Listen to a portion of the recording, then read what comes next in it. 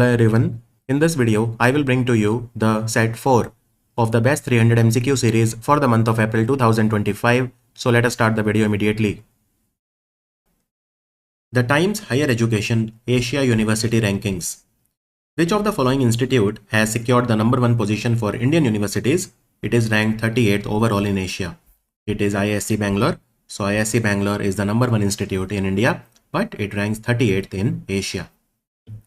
Now total, there were 853 universities that were ranked from 35 Asian countries. Now Times Higher Education, it is based in London. It is based in London. It is basically a British magazine, right? Now, how to decide which institute is the best? So there were 5 areas: teaching quality, research environment, industry, and international outlook. Here you can see the Tsinghua University in China is number 1. Peking University in China is number 2. NUS, National University of Singapore, is number 3. And they maintained their ranking. So the top 3 institutions, they maintained their ranking. Here you can see the performance of Indian universities. As I said, IISc Bangalore is number 1 in India. Number 2 is Anna University. Number 3 is IIT Indore. Number 4 is Mahatma Gandhi University. Then we have Shulini University in Solan, Himachal. Then we have Savita Institute, Jamia Millia, IIT Guwahati, KITE, and Aligarh Muslim University. And this is their ranking in the Asian subcontinent, Asian continent. Is that understood now? So we'll move on now. Special category National Panchayat Awards 2025, they have been conferred. Now, which of these Gram Panchayat has been ranked at first position, receiving Climate Action Special Panchayat Award? You must have heard about the National Panchayat Raj Awards, right? We celebrate National Panchayati Raj Day on 24th of April. So on the National Panchayati Raj Day, there were awards that were given, right? Now, why is Panchayati Raj Day celebrated on 24th of April? Because it was on this day, as per the provisions of the 73rd Constitutional Amendment Act of 1992, that Panchayati Raj institutions, they were granted constitutional status. And first time that the Panchayati Raj Day was celebrated, it was in 2010. So 73rd Amendment, Constitutional Amendment of 1992 gave constitutional status to Panchayati Raj institutions in our country. And this day is celebrated by the Ministry of Panchayati Raj. Ministry of Panchayati Raj. Now there is a Gram Panchayat in India which is called Dawa S Gram Panchayat in Gondia in Maharashtra. So it was given Climate Action Special Panchayat Award, first position. Let me show you all the awards. So the awards are in 3 categories. One is Climate Action Special Panchayat Award, Atam Nirbhar Panchayat, which means self-reliant Panchayat, and Panchayat Kshamta Nirman Sarvottam Sanstha Puruskar. This is basically given to that organization which helps in capacity building of the panchayats. So these are the 3 categories, and in every category, rank 1 gets 1 crore, rank 2 gets 75 lakh, and rank 3 gets 50 lakh in all the 3 categories. So let me show you the winner in all the category. Climate Action Special, rank 1 is Dawa S Gram Panchayat Gondia Maharashtra. This is very important. And look, these days we are talking about climate change and all, so I thought this was the most important question. That is why out of the 3 categories, I formed a question on this one. Atam Nirbhar Panchayat, the rank 1 was Mall Gram Panchayat in Rangareddy in Telangana. And Panchayat Kshamta Nirman. Kshamta Nirman is a Hindi word which means capacity building. Panchayat Capacity Building Sarvottam Sansthan Puruskar.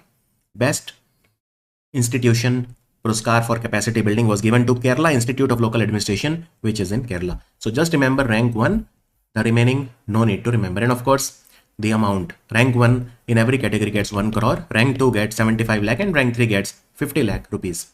50 lakh rupees. Does that make sense? So a very, very nice and important question. Central Government Health Scheme CGHS under the Ministry of Health and Family Welfare is all set to roll out a modernized digital health platform. It is developed by whom? So it is developed by CDAC, Center for Development of Advanced Computing, which has many offices, but it is headquartered in Pune, and CDAC works under the Ministry of Electronics and IT. CDAC also makes supercomputers for India. So Central Government Health Scheme CGHS, it is under the Ministry of Health. It is under the Ministry of Health. So some advancements will be done on this updated platform. For example, all the beneficiaries who are aged 18 and more, if you are above the age of 18 or even of the age of 18, then your PAN card will be linked to your CGHS ID, and departmental verification and all these things will be made very smooth, right? your existing CGHS card will be modified. It will be integrated with Bharat Kosh so that any refund complications are prevented. PAN-based ID is there to prevent duplication and simplify the entitlement verification. All these changes are done. What is CGHS? CGHS was set up in 1954 to provide central government employees, pensioners, and their dependents healthcare benefits. So the parent agency is the Ministry of Health and Family Welfare. Basically, if there is a central government employee, he gets CGHS benefits. That is very subsidized treatment at medical treatment at different hospitals and parent hospitals. So that is what it is. Here I would also like to tell you that recently Delhi became the 35th and Odisha became the 34th state or union territory to adopt Ayushman Bharat scheme or Pradhan Mantri Jan Arogya Yojana as we call it. And now only West Bengal is remaining because India has 36 state and union territories combined together, right? UNESCO has designated 16 new global geoparks across 11 countries, expanding their network to a total of 229 geoparks across 50 plus countries. Mount Paktu, UNESCO Global Geopark of which country has been included in the list? So Mount Paktu is a place in North Korea. It's a very beautiful place. In fact, it is the highest peak of the Korean peninsula, and Mount Paktu we call it. So it has been given a global geopark definition by UNESCO. This is the 10th anniversary of UNESCO Global Geoparks Network. The thing is that in India, so out of these 50 countries, you know, we do not have a single geopark from India. That is a bad news for us. And out of these 229 places, not a single one from India. But let's hope that any Indian place is included in the global geopark designation. So India does not have any site featured on UNESCO Global Geopark list. And out of these 16 new global geoparks, not a single one again from India. So here you can see the newly inducted geoparks. For example, in China, we have in Korea, Mount Paktu, we have in Ecuador, we have in Indonesia, we have in Italy. I mean, we have in Vietnam, in Saudi Arabia, in South Korea, Norway. So total there are 16. Total there are 16. Okay, this time there are 16, and overall the number is 229 geoparks. 229 geoparks. So geoparks are basically the places for conservation and environmental education. These are places which are recognized for their rich geological heritage. They can be rock formation, mountain or volcanoes, caves, canyon, fossil sites, or ancient deserts, you know, which have, I mean, which bear witness to our planet's history, evolution, and climate. So these are geologically significant places. Geologically significant places. So you don't need to remember the names of all of these, but I thought Mount Paktu is important. In fact, I remember, I think 4 or 5 years back, Kim Jong-un met the South Korean president at Mount Paktu. That also, I mean, that time it was in news, but I don't think it is that important from exam point of view. International Shooting Sports Federation ISSF Rifle, Pistol and Shotgun World Cup was held in Lima in Peru. India finished at what position with total winning 7 medals? So in the medal tally, India ranked 3rd. Let me show you. China finished number 1 with 4 gold, USA number 2, and India was 3rd with 2 gold medal, 4 silver and 1 bronze. Now who were the gold medal winners from India? Who were the gold medal winners from India? So from India, the gold medal was won by Suruchi Singh in the 10-meter air pistol event, and she defeated Manu Bhakar in the 10-meter air pistol. And then another gold medal was won by Suruchi Singh and Saurabh Chaudhary, their team, again in the 10-meter air pistol. Suruchi Singh and Saurabh Chaudhary. So they were the winners. They were the medal winner. Suruchi, here you can see till now she has won 3 gold medal. I'm also including the previous versions of the World Cup. And Saurabh Chaudhary. So one she won individually and one with a team with Saurabh Chaudhary. Saurabh Chaudhary. Understood? ISSF is headquartered in Munich, International Shooting Sports Federation. Which of the following state has posted a 53% increase in electronic exports during financial year 25? Its exports were a massive $14.65 billion in financial year 25. In financial year 24, it had electronic exports worth $9.56 billion.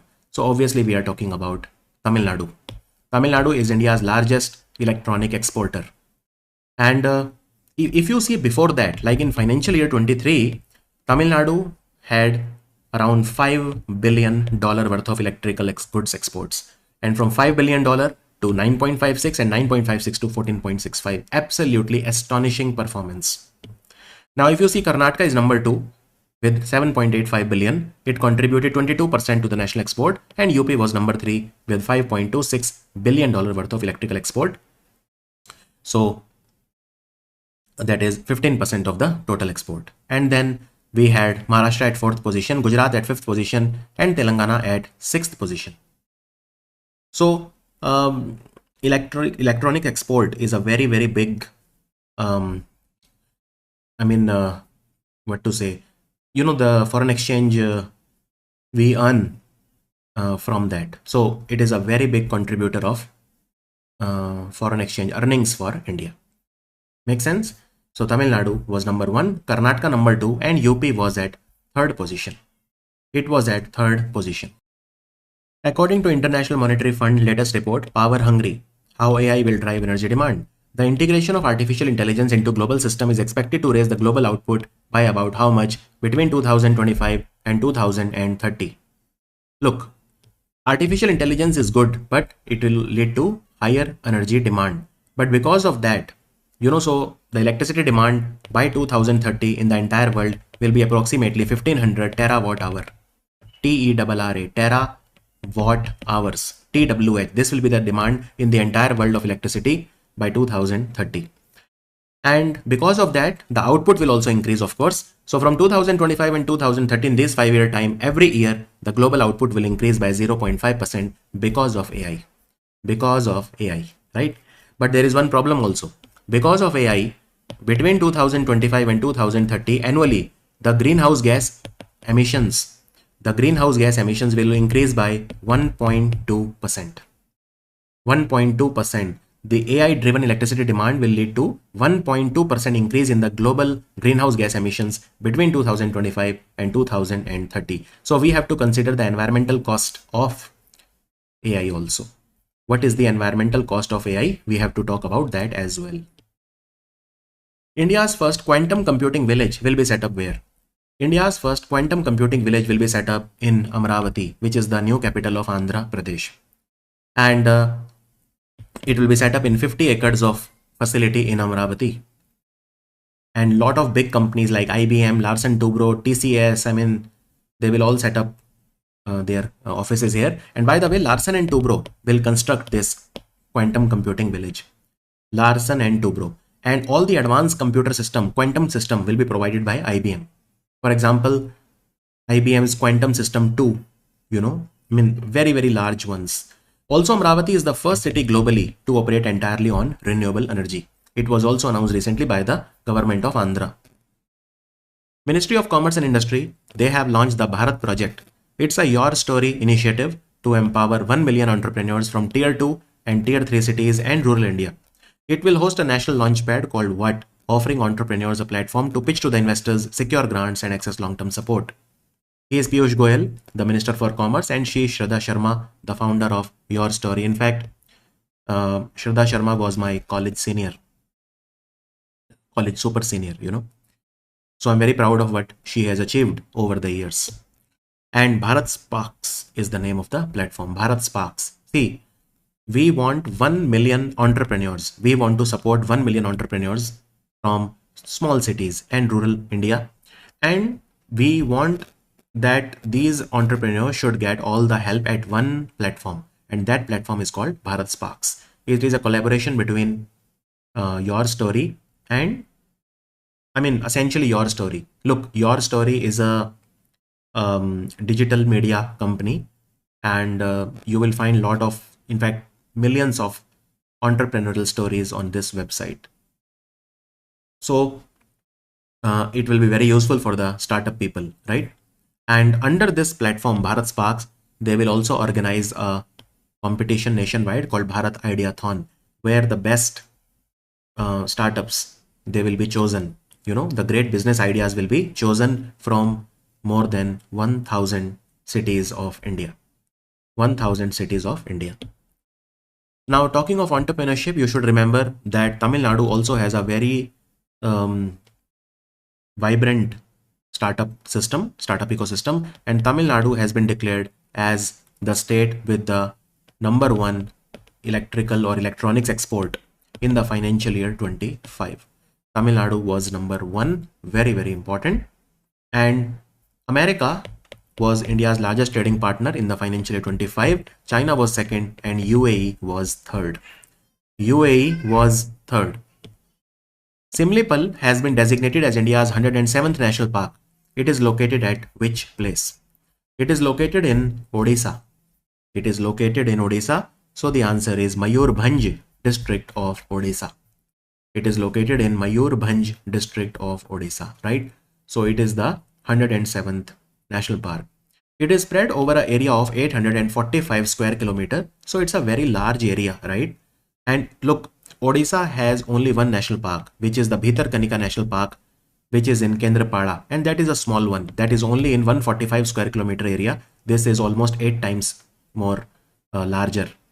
So Mayurbhanj in Odisha is the place, and Simlipal is now 107th national park. You know, this Simlipal, it was a wildlife sanctuary.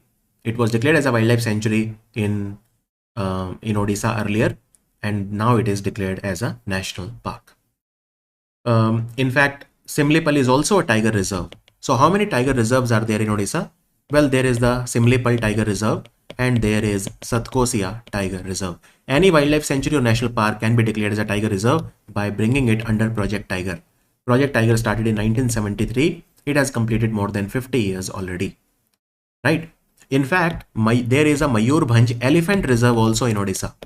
We have Mayurbhanj Elephant Reserve. So in Mayurbhanj Elephant Reserve, you have Simlipal Tiger Reserve, you have Hadgad Wildlife Sanctuary, and you also have Kuldiha Wildlife Sanctuary. So these three form the Mayurbhanj Elephant Reserve. So Simlipal was declared as a wildlife sanctuary in 1979. And Simlipal is also a biosphere reserve. It was declared as a biosphere reserve in 1994. So basically Simlipal is everything. It is a wildlife sanctuary, tiger reserve, it is a national park, it is a biosphere reserve. In fact, Simlipal in 2009 was also recognized by UNESCO as a part of the UNESCO World Network of Biosphere Reserve. UNESCO World Network of Biosphere Reserve. Never forget. Ministry of Food Processing Industries, in collaboration with which institute, has announced the second edition of Sufalam, that is Startup Forum for Aspiring Leaders and Mentors. Sufalam program, second edition. So they have collaborated with which institute is what they are asking. So Ministry of Food Processing Industry is about food processing, and they have partnered with NIFTAM, which is a very important institute in Kundli in Sonipat district of Haryana. So Kundli is a place in Sonipat district of Haryana. And what is Sufalam? So Sufalam is like a startups competition, right? Startup forum for aspiring leaders and mentors. Sufalam. And it was organized from 25th to 26th of April in NIFTAM campus in Kundli in Sonipat in Haryana. The first edition of Sufalam was in 2024 in Delhi. So what do they want to do? So they want to empower the startups, give knowledge to the startups, give them networking opportunities, right? All of that. They want to share best practices. They want to help them in sustainable growth, branding, digital outreach, all of that they want to do. So more than 250 startups, they came here. They were also given opportunity to pitch their idea to the investors, to the global organizations. All of this happened in Sufalam. And by the way, this institute, NIFTAM, also works under the Ministry of Food Processing Industries. It is a relatively new institute. It was set up in 2012. Right? And let me also tell you that this same institute, NIFTAM in Kundli, it started a program recently called Sarthi. So Sarthi is nothing but solar assisted reefer transportation with hybrid controls and intelligence, or Sarthi. See, Sarthi system will decrease the food wastage, the post-harvest losses. The post-harvest losses of farmers are very high. So it will reduce, Sarthi system will reduce the post-harvest losses, especially of perishable food products during transportation. So Sarthi system has been started by NIFTAM Institute, Ministry of food processing. Who among the following has received the late Dinanath Mangeshkar Award 2025? Dinanath Mangeshkar was the father of Lata Mangeshkar, very eminent person. Kumar Mangalam Birla has been given this award. He is the Aditya Birla Group chairman and he is also a Padma Bhushan awardee. So he is getting the award from the RSS chief, Shri Mohan Bhagwat ji, and this award was given to him on 24th of April, National Panchayati Raj Day. And of course, Kumar Mangalam Birla does a lot for society. He has an institute, BITS Pilani, BITS Mesara. He is the former chairman of IIM Ahmedabad also. He received the Padma Bhushan in 2023. So, in fact, PM Modi was given this award in 2022, Asha Bhosle in 2023, Amitabh Bachchan in 2024. So, this is the 4th edition of this award. This award was instituted in 2022 in memory of late legendary singer Lata Mangeshkar, her father Dinanath Mangeshkar. And this award is given by Dinanath Mangeshkar Smruti Pratishthan. It's a public charitable trust of the Mangeshkar family in Pune. So Pandit Dinanath Mangeshkar was an Indian actor. He was a Natya Sangeet musician. He was a Hindustani classical vocalist.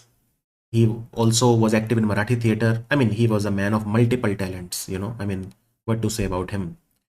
So this award was given to him. And of course, there were other smaller awards which were given, but again, those are not important from exam point of view. I'm only concerned with exam. Which of the following people was not honored with Goldman Environmental Award, which is known as the Green Nobel Prize? This is given for exceptional contribution to the field of environment conservation, climate change, environment, wildlife conservation. So it was not given to Amaury Lovins. It was given to 3 people, Samia Gharbi, Carlos Melo Maulina, and Lauren Allen. So you can see it was given to a lot of people. It was given to Lauren Allen. It was given to Mary Luz. It was given to Samia Gharbi, Carlos Melo. It was given to a person from Mongolia, Batmunk, Love Sandesh, and to a couple from Albania. And again, this award ceremony happened in San Francisco in California. So this award has been given to how many people? It has been given to 7 people from 6 countries, 2 from Albania and 1 each from other countries. From Mongolia, it was given to Batmunk, Love Sandesh. And they have done a lot for environment conservation. We'll not go into detail of that. But this is a prestigious award, definitely. This award was started in 1989 by Richard Goldman in San Francisco. And the award, there is a cash prize of $2 lakh. $2 lakh is the cash prize. So far, in the last 36 years, around 233 people have won this award from 98 countries. The Film and Television Institute of India (FTII) was recently granted the status of institution deemed to be university. It is located in which place? FTII. So FTII is headquartered. FTII is headquartered in Pune in Maharashtra. The answer is Pune. And not just FTII, but there is another institute which is called Satyajit Ray Film and Television Institute, Kolkata. It has also been declared as institutions deemed to be universities. Now, this status is given under the Section 3 of the UGC Act of 1956. So, after getting this status, what is the advantage to both of these institutions? Well, they can participate in the NIRF rankings now, National Institutional Ranking Framework of the Ministry of Education, and they can also integrate themselves with the Academic Bank of Credit. Right? And also they will be able to launch, both of these institutions will now be able to launch doctoral programs, the PhD program, research and innovative academic programs. That is the advantage. FTII works under Ministry of Information Broadcasting and it is located in Pune. It was set up in 1960. Satyajit Ray Film and Television Institute is also working under the Ministry of Information Broadcasting. It was set up in 1995, named after the legendary filmmaker Satyajit Ray. World Bank Group has announced the next phase of its Private Sector Investment Lab initiative. Private Sector Investment Lab, focusing on scaling solutions to attract private investments and generate jobs in the developing country. Who among the following has joined the PSIL initiative? You can identify this person. He is none other than Sunil Bharti Mittal. So he has joined the PSIL initiative. What is PSIL initiative? So PSIL initiative you know, they want to attract private investment and generate jobs in the developing country. So which people are a part of it? Bill Anderson, Sunil Bharti Mittal, and then there are people from other countries which are not important, but remember Sunil Bharti Mittal, very important. And PSIL initiative was launched by the World Bank Group in June 2023. It's a collaborative initiative. It's a collaborative initiative between the World Bank Group and private sector people. And who is the chairman of it? PSIL. So the chairman is Shriti Vadera. Shriti Vadera is a person of Indian origin. He is currently the chairman of this initiative. And there are some priority focus areas, in which they want to work, like political risk insurance, foreign exchange risk, equity capital, securitization. These are their research areas. Shriti Vadera is the chairperson. Who among the following has won India's first ever gold medal in the boys javelin throw at the Asian Under-18 Athletic Championship that was held in Daman in Saudi Arabia? So another javelin star to look forward to after Neeraj Chopra and Kishore Jena and all these people. The answer is Himanshu Jakhad. Himanshu Jakhad. And Asian Athletics Association is the organizer of this Under-18 Athletics Championship. Now India won total 11 medals. India finished 8th in the medal tally. China finished number 1 with 19 gold and 36 total medals. Uzbekistan was at 2nd position. And Japan was 3rd and Qatar was 4th in the medal tally. 4th in the medal tally. So Himanshu Jakhad. So you can see India won only 1 gold medal and that was won by Himanshu Jakhad. And that is why this question is very important, right? So Asian Athletic Association is headquartered in Thailand. As per recent information, which of the following state is said to become the first state in India to complete a village level survey documenting its antiquities? Documenting its antiquities. What are antiquities? Like old statues and old vessels and all these things are antiquities, the archaeological stuff. So the answer is Karnataka. The survey was done till the level of a village. So every village is unique, every district is unique if they have antiquities. So Department of Archaeology of the government of Karnataka did it. And what they are going to do is essentially these inscriptions, sculptures, monuments, they will be geotagged. It will increase tourism. People will get to know about it. And there are people like Mr. Devaraju, who is currently the commissioner of the Department of Archaeology. He said that there are more than 800 protected monuments in Karnataka. And out of this, 600 are protected by Archaeological Survey of India. And people don't know about them. So there are these efforts which are done, and there are some private organization also like Dharmasthala Manjunatheshwar Trust. There are some private organizations also which are helping. So antiquities are objects, especially from old civilizations that we keep on discovering, like the coins and especially the monuments, the monuments, the inscriptions, the statues, all of these things, So the idea is to revive the cultural heritage of Karnataka. And by the way, recently India's first automated bat monitoring, or bat is an animal, right? Bat. So automated bat monitoring and detection system was created by Indian Institute of Human Settlement, which is based in Bengaluru. And the name they gave to it is Bat Ecomon. Who among the following has won the International Billiard and Snooker Federation World Billiard Championship that was held in Carlow city of Ireland? So it is Saurav Kothari from India. And in fact, he defeated Pankaj Advani, who is a multiple times world champion. Saurav Kothari, he beat Pankaj Advani comprehensively. And this is the first IBSF World Billiard title for Saurav Kothari.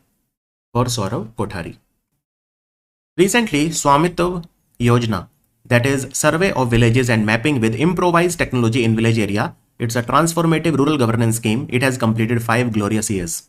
Now, which of the following is not one of the statement which is true related to this scheme?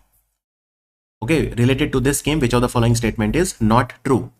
Aim is to create accurate land records for rural planning. Well, this is definitely true. One of the objective is to reduce property related dispute. That is also true. Aim is to determine property tax. That is also true. It is a centrally sponsored scheme. No, it is a central sector scheme, which means it is 100% funded by the central government. Centrally sponsored means when the money is divided between the central government and the state government. Now, a very important question. Tell me which ministry, this is a scheme of which ministry? Swamitav scheme. So this is a scheme of the Ministry of Panchayati Raj. We call it the Ministry of Panchayati Raj. And when was this scheme launched? It was launched on the occasion of National Panchayati Raj Day, which we celebrate on 24th of April. Year was 2020. So it has completed 5 glorious years. And why do we celebrate National Panchayati Raj Day on 24th of April? Because it was on this day that 73rd Amendment of the Constitution was done in the year 1992. And the Panchayati Raj was given the constitutional status. Panchayati Raj was given the constitutional status. That is why. And what do they do in Swamitav scheme? Look, in Swamitav scheme, they do the mapping of the villages. So currently, around 3.2 lakh villages in India, their mapping has been complete, right? In India, there are approximately 6 lakh villages. So you can say 50% mapping is complete. And there are a lot of union territories and state which are completely mapped. For example, we have Lakshadweep, Delhi, we have, Andhra Pradesh, Madhya Pradesh, Uttar Pradesh, Chhattisgarh. So these are completely mapped so far, right? So 3.2 lakh villages, they have been mapped. The drone surveys have been completed. So we are using drone survey, we are using satellite technology. That is, we are using geospatial technology. Geospatial technology. So it is a landmark scheme. There is no doubt about that. In fact, this scheme is so good, that recently there was a World Bank's land conference. There was a World Bank land conference which was organized in the headquarters in Washington, DC, in America. And India became a country champion. And 2 schemes of India were highlighted here. One was Swamitav and one was Gram Manchitra. One was Gram Manchitra. So these schemes are that good, And yeah. So some of the states and union territories, they have been completely mapped as we speak, right? Completely mapped using the drone survey. And some are about to be 100% mapped. So it is a central sector scheme. And it was launched, in the financial year 21. And it has been extended till financial year 2026. Initially, it was launched in these states, but now it is pan-India. And the objective is to create land record, reduce property disputes, calculate proper property tax, to bring financial stability to the citizen who are living in the rural area. And geospatial technology is used for measurement of all these things. Now here I would also like to tell you that recently National Panchayat Raj Day was celebrated. Where was the official celebration done for National Panchayati Raj Day? So it was done in the Lohana Uttar Gram Panchayat. There is a Gram Panchayat called Lohana Uttar Gram Panchayat. Where is it? It is in Madhubani district of Bihar. It is in Madhubani district of Bihar. Lohana Uttar Gram Panchayat. That is where PM Modi was also present. So the official celebration of National Panchayati Raj Day was on 24th of April 2025. So that is a very good question, that the National Panchayati Raj Day celebrations happened where? It happened in the Gram Panchayat that I told you, in Madhubani district of Bihar. In Madhubani in Bihar. Now, what is the name of the Gram Panchayat? Lohana Uttar. Lohana Uttar Gram Panchayat in Madhubani in Bihar. That is where PM Modi himself was also present. Now, another important question. There was a National Panchayati Raj Award given for Climate Action Special Panchayat to which Gram Panchayat? It is the Dawa S Gram Panchayat, which is in Gondia district of Maharashtra. Gondia district of Maharashtra. Recently, Biotechnology Industry Research Assistance Council, we simply call it BRIC. Under BRIC, there is an institute called Institute for Stem Cell Science and Regenerative Medicine, which is in Bangalore. This institute has done India's first in-human gene therapy trial for which disease in collaboration with CMC Vellore. They have done it for hemophilia. Hemophilia is of three types: hemophilia A, hemophilia B, and hemophilia C. When we don't mention A, B, and C, we simply means hemophilia A. So hemophilia A is caused by deficiency of clotting factor 8, hemophilia B by deficiency of clotting factor 9, and hemophilia C by deficiency of clotting factor 11. So what have they done? So if there is any genetic disease, one of the way to treat is edit the gene, which is the defective gene. So we do it using the CRISPR technology, or also known as Cas9 technology. This is the gene editing technology. We remove the defective gene, or we edit the defective gene. And this was achieved by the institute InStem, which is an institute for stem cell technology, which works under BRIC, and it is in Bangalore. Now what is BRIC? So BRIC was set up in 2023 to oversee the 14 institutes which work under the Department of Biotechnology. So you can say that BRIC is a umbrella organization which was set up in 2023 so that the 14 institutes under the Department of Biotechnology, they can be regulated, they can be overseen, or they can be controlled. Understood? So that is what a BRIC is about. So very, very important question. And look, India's biotechnology market is growing like crazy. So currently the biotechnology market in India is 100. You can say the entire biotechnology sector in India is $165 billion. This is 2024, which is the latest data available on the website. And our target is it should achieve $300 billion of valuation by 2030. So India's biotech sector will touch $300 billion by 2030. By 2030, right? And BRIC was set up in 2023. All of this is done by the Department of Biotech. And look, Department of Biotechnology works under the Ministry of Science and Technology. Also here I would like to tell you that India's first ferret research facility.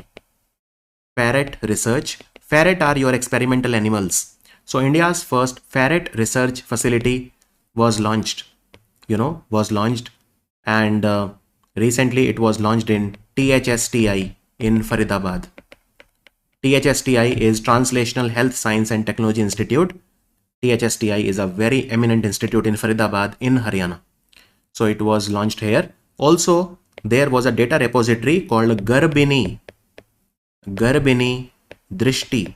Garbini Drishti is a data repository that was also launched at THSTI, launched by THSTI. And Garbini Drishti is a Department of Biotechnology's data repository that was also launched here. So they collected the data from more than 12,000 pregnant women, newborns, and postpartum mothers, and they did research. All of that will be in Garbini Drishti data repository, which has been set up here. Garbini is a very important program of the Department of Biotechnology. As per recent information, China and which country? They are building a nuclear plant on the moon to power the International Lunar Research Station. International Lunar Research Station is planned jointly by China and Russia to have a better research on the moon, to ensure. Now it will need power obviously, and that power will be by the nuclear plant, and this nuclear plant they will set it on the moon, and this will ensure smooth functioning of their lunar base. Now China has two missions to the moon lined up. One is called Chang'e 7 and the other one is Chang'e 8. So Chang'e 8 will be in 2028 and Chang'e 7 will be somewhere around 2026. So these missions are planned. And China, if you remember last year, they did a mission which was called Chang'e 6, which was successful. In fact, Pakistan also launched something called iCube Qamar satellite. It was a cube satellite, CubeSat. This was launched along with Chang'e 6 mission of China. So Pakistan launched iCube Qamar, and this was launched in May 2024. Also in China, the first gold ATM of the world has been set up. It has been set up by a company called Shenzhen Kinghood Holdings. It will convert gold into cash. It will melt the gold and it will convert it into cash. So It has been set up recently. Also in China, the world's first marathon where both the robots and human beings participated. It was organized in Beijing in China recently. And China is also opening the world's tallest bridge. The name will be Huaqiang Grand Canyon Bridge. It will be set up in Guizhou province of China, and it will be the tallest in the world. It will be 2051 feet above the river level. And which river will be this? So this river will be Bipan River. It will be set up on the Bipan River. 2051 feet is approximately 625 meter. 625 meter. Recently, Indian Air Force has conducted an exercise in the central sector with its mainstream fighter aircraft taking part. What is the name of this exercise? The exercise is called exercise Akraman. It was done in the central sector. It was a routine exercise. Rafale, Su-30 and other important aircrafts of the Indian Air Force, they participated. Even the medium-range surface-to-air missiles, which are jointly developed by Israel and India, they also participated in this exercise. And let me tell you, Indian Air Force, they also participated in the exercise called Desert Flag. It was done for the 10th time and it is hosted every year by UAE. It was done recently at the Al Dhafra Air Base of the UAE. Al Dhafra Air Base of the UAE. Does that make sense? And I would also like to tell you that recently there was an exercise that was done by the Indian Army in Arunachal Pradesh that was called Prachand Prahar. Prachand Prahar was done by the Indian Army in Arunachal Pradesh from 25th to 27th of March. And there was an exercise called Tista Prahar, which has been done by the Indian Army in West Bengal, called Tista Prahar. So these two also definitely you should know. India has launched a one-of-its-kind e-digital wallet for disasters. What is the name of it? It will allow the community to self-report their losses in any disaster. It's a very nice concept. It is called Akshavi. This is India's first e-digital wallet for the disasters. And it has been created by which company? So it has been created by an NGO called SEEDS. SEEDS is an NGO. It is a New Delhi-based non-for-profit organization. And SEEDS means Sustainable Environment and Ecological Development Society, or SEEDS. So currently it has been launched in three states of India: UP, Assam and West Bengal. UP, Assam and West Bengal, which are prone to different types of floods. In UP also we have floods in certain areas. We also have droughts, we have heat waves in UP. Then in the northern UP, which has the Tarai Himalayas, we have the landslides also there. We have lighting also in UP. So different types of disasters are there in UP. In Assam and West Bengal, the floods are very common. Even cyclones are common in West Bengal. So what is the job of this app, Akshavi? So Akshavi is a mobile app where the local people, who are suffering from disaster, they can record how much they have lost, whether they have lost their houses, the economic and non-economic losses. So the family members who are suffering from any disaster, they can self-report their economic and non-economic losses every time there is a disaster that happens. So you can say it serves like a DigiLocker. It is like a DigiLocker kind of a thing. The citizens can store their important information with respect to disaster. So it will empower the local communities to self-report their losses, ensure that their needs are prioritized, and they can track the progress also. So that is e-digital wallet for disaster called Akshavi. And Akshavi has a full form also. What is the full form of Akshavi? Apda Shati Vivran. Apda means disaster, Shati means the losses, Vivran means description. So during any disaster, you will document all of your description. Disaster damages description, or Apda Shati Nivaran, in short, Akshavi. It has been made by an NGO called SEEDS. Very important question. China has launched the world's first 10 gigabit broadband network in Sunan County in Hebei province of China. This initiative is a collaboration between the Chinese Unicom company, which is a public sector company of China, very similar to BSNL of India, in collaboration with which private company? So the private company is Huawei. This is the world's first broadband network which has a speed of astonishing 10 gigabit. 10 gigabit. Clear? And then there is a Chinese, another Sarkari or public sector company called Norinco. It is a defense manufacturing company of China. It has created the world's first anti-drone barrage weapon called Bullet Curtain. Bullet Curtain is the world's first close-in anti-drone barrage weapon system. 2025 Conference of the Parties of the Basel Convention, Rotterdam Convention and Stockholm Convention. They have been organized recently to address hazardous chemicals like chlorpyrifos. This conference was held where? Again, a very important question.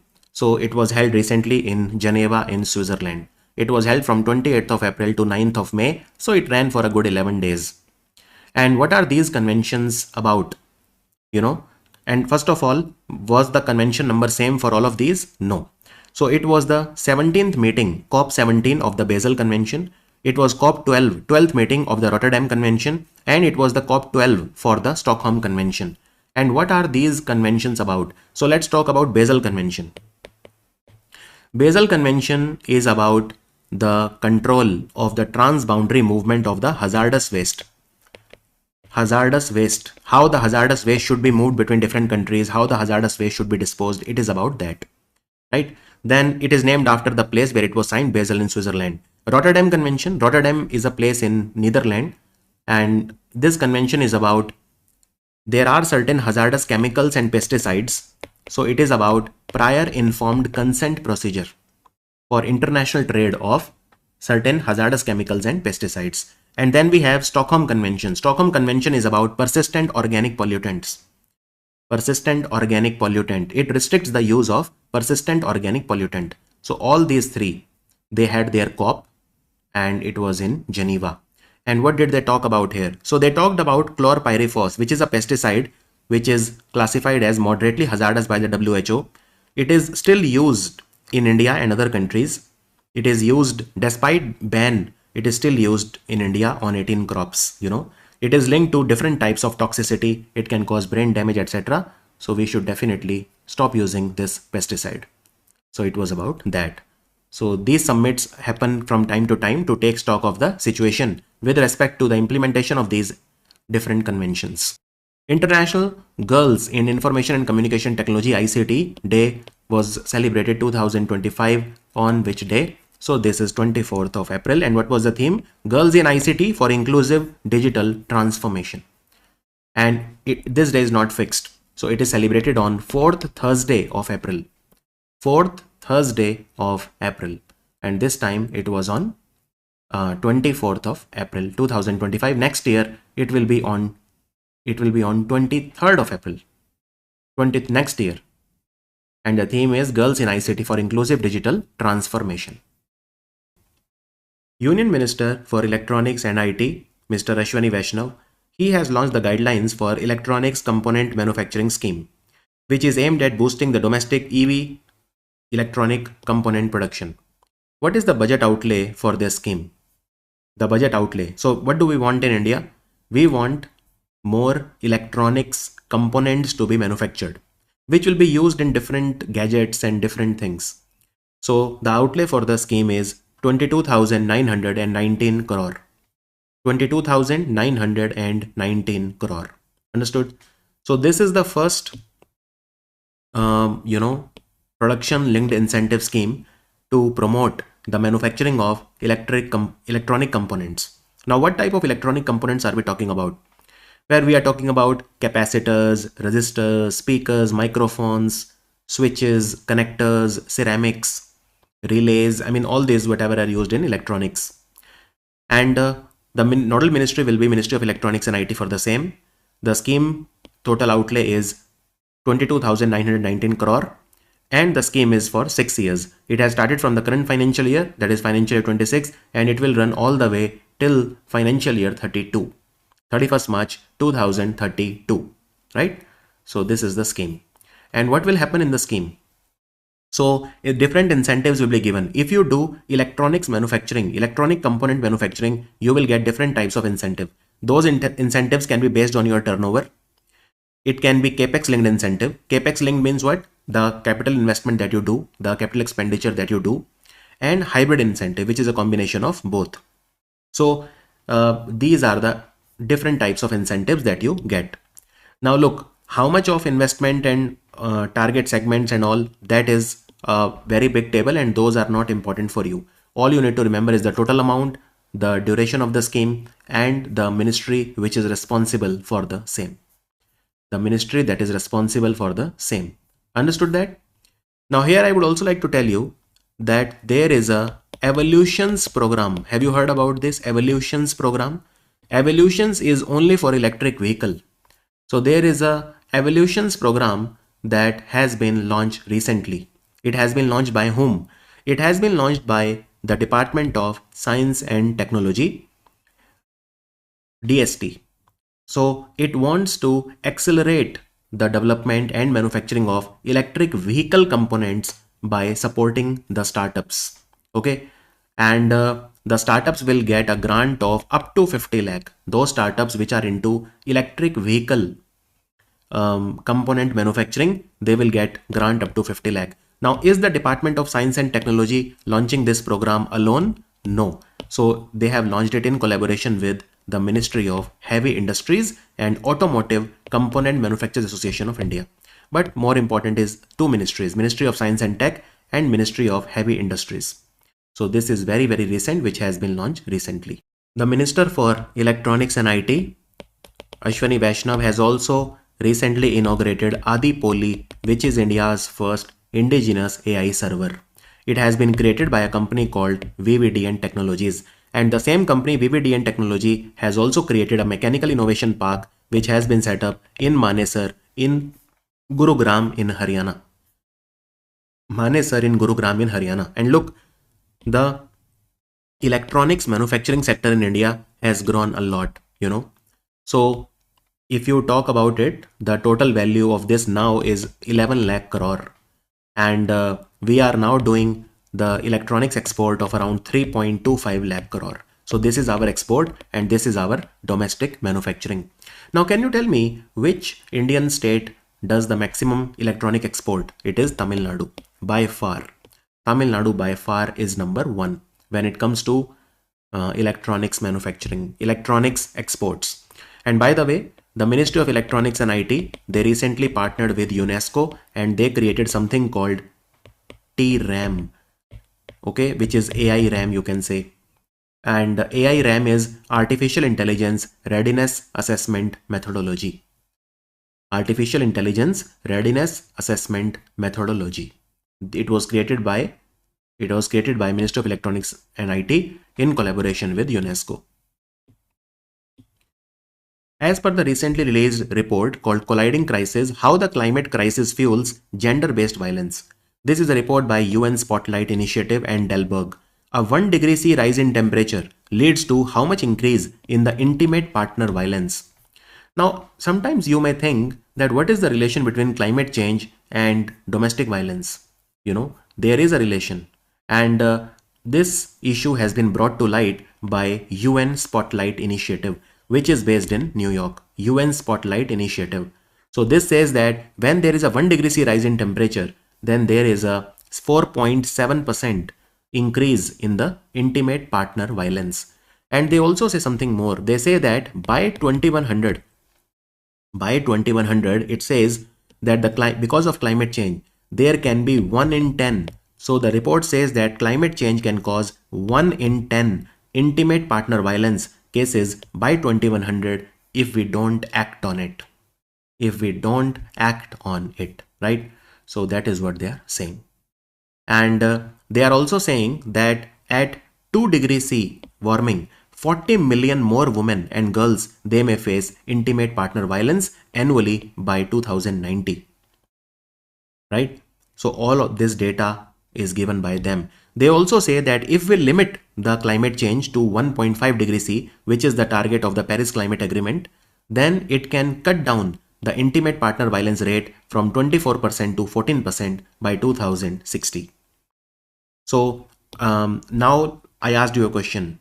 So because of heat waves, for example, there is an increase in the femicide.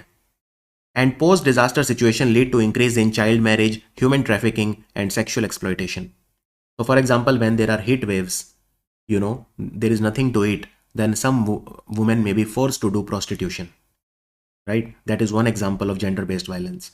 So, for example, when there are drought-like situation, then everyone is stressed at home because there is nothing to eat. That leads to more violence. The violence reduces when prosperity increases, and violence increases when prosperity reduces. So because of all these natural disaster, climate change, the prosperity decreases, because of which violence increases, and it affects women the most. Women the most, right? For example, in the sub-Saharan African country, the intimate partner violence can nearly triple from 48 million women in 2015 to 140 million by 2060 if the temperature rises by 4 degrees C.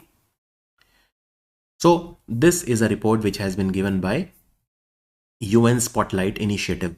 Now, what is UN Spotlight Initiative? So UN Spotlight Initiative was started by European Union and United Nations together, and most of the funding was given by the European Union, and it was launched in 2017. Tamil Nadu government has set up a Moringa or drumstick export facilitation center in which city? Now, what is Moringa? Moringa is a medicinal plant, you can say. It is used in Ayurveda. The Moringa tablets are there now, which are very famous among the urban people. So Tamil Nadu government has set up a Moringa export facilitation center in Madurai. Now look, 80% of the world's Moringa is grown in India.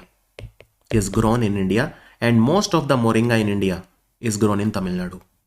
So if you talk about some figures, in the financial year 24, Tamil Nadu grew Moringa on more than 20,000 hectare of land, yielding 8,41,807 ton of Moringa. So Tamil Nadu by far is India's largest Moringa producer, but it wants to focus on export. So export facilitation center for Moringa has been set up in Madurai. Now there are 9 districts in Tamil Nadu where Moringa is grown, right? And the global Moringa export market is around 1,000 crore. 1,000 crore. And Tamil Nadu has around 35 Moringa export companies. So Tamil Nadu wants to do more. It wants to increase its export of Moringa. Now I already told you that Tamil Nadu is number 1 when it comes to electronics exports. Its electronics export in the financial year 25 was $14.65 billion. Tamil Nadu was number 1 and Karnataka was number 2 and UP was number 3. Now recently the government of Kerala and government of Tamil Nadu, they did a census counting of which animal. So they did a census of the animal called Nilgiri Tahar. Now Nilgiri Tahar is the state animal of Tamil Nadu, and you will find it at different places in Tamil Nadu, mostly in the Nilgiri National Park and Nilgiri Biosphere Reserve area. You will also find it in the Ervikulam National Park. And by the way, Ervikulam National Park is in Kerala, and Ervikulam National Park is completing 50 years. So recently we celebrated the 50th anniversary of the establishment of the Ervikulam National Park.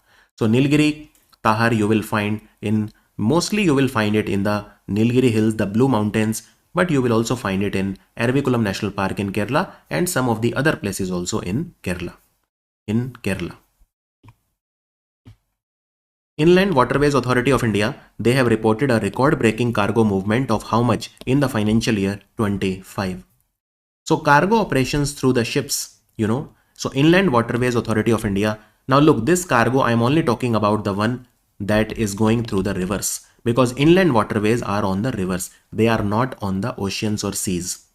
So Inland Waterways Authority of India works under the Ministry of Port, Shipping and Waterway, and they have said that in the financial year 25, our cargo movement through the inland waterways was an astonishing 145.5 million metric ton. 145.5 million metric ton. If you see 10 years back, if you see in the financial year 14, it was just 18.1 million metric ton. So it has increased by more than 20% every year. So that is a compound annual growth rate of 20.86%. Look here. From just 18 million metric ton to 145.5 million metric ton, this is a compound annual growth rate of 20.86%. And what is our target?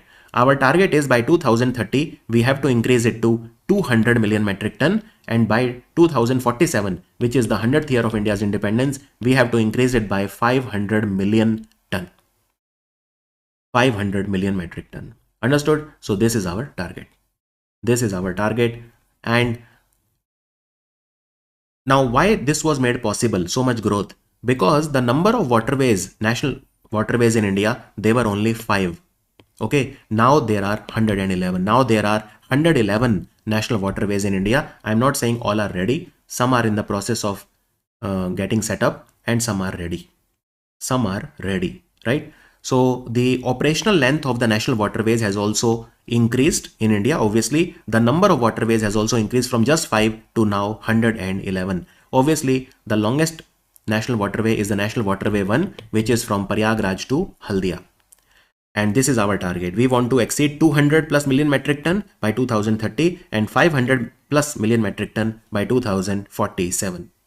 2047. Also, in the movement of the cargo, lot of technology is being used. For example, least available depth information system, river information system, CAR-D, portal for navigation information, the management information and reporting solution. All of these are launched by Inland Waterways Authority of India to promote the ease of doing business. And the Jal Vahak scheme was launched very recently, around 6 months back, on 15th of December 2024, with a budget of 95 crore. It has two key components. Number one, financial incentive. So the cargo owners get a 35% reimbursement on actual operating cost for shifting the cargo from road or rail to inland waterways, encouraging the use of waterway. They will get 35% reimbursement. This is the financial incentive component. And scheduled services. So regular cargo services have been introduced to boost reliability and predictability. Now, Kolkata Patna Varanasi, National Waterway 1. Kolkata to Pandu is National Waterway 2 via Indo-Bangladesh Protocol route. And Kolkata, Badarpur, Karimganj. Kolkata to Badarpur or Karimganj NW16 via the Indo-Bangladesh Protocol route. So this scheme covers the cargo movement on NW1, NW2 and NW16. NW1 is from Prayagraj to Haldia, NW2 is from Sadia to Dhubri, and then we have NW16. So Jal Vahak scheme is what? So if you are sending the cargo through road or rail, you shift it to the inland waterway, you get 35% off. And it is applicable on only these three routes, NW1, NW2. So Kolkata to Patna to Varanasi includes NW1. Kolkata to Pandu is NW2 via Indo-Bangladesh Protocol route, and Kolkata to Badarpur or Karimganj again NW16 via IBP route. So this is the Jal Vahak scheme, and it has given again a huge boost to the inland waterways cargo transport. Now, one thing I will add here, that there is a freight village at Varanasi.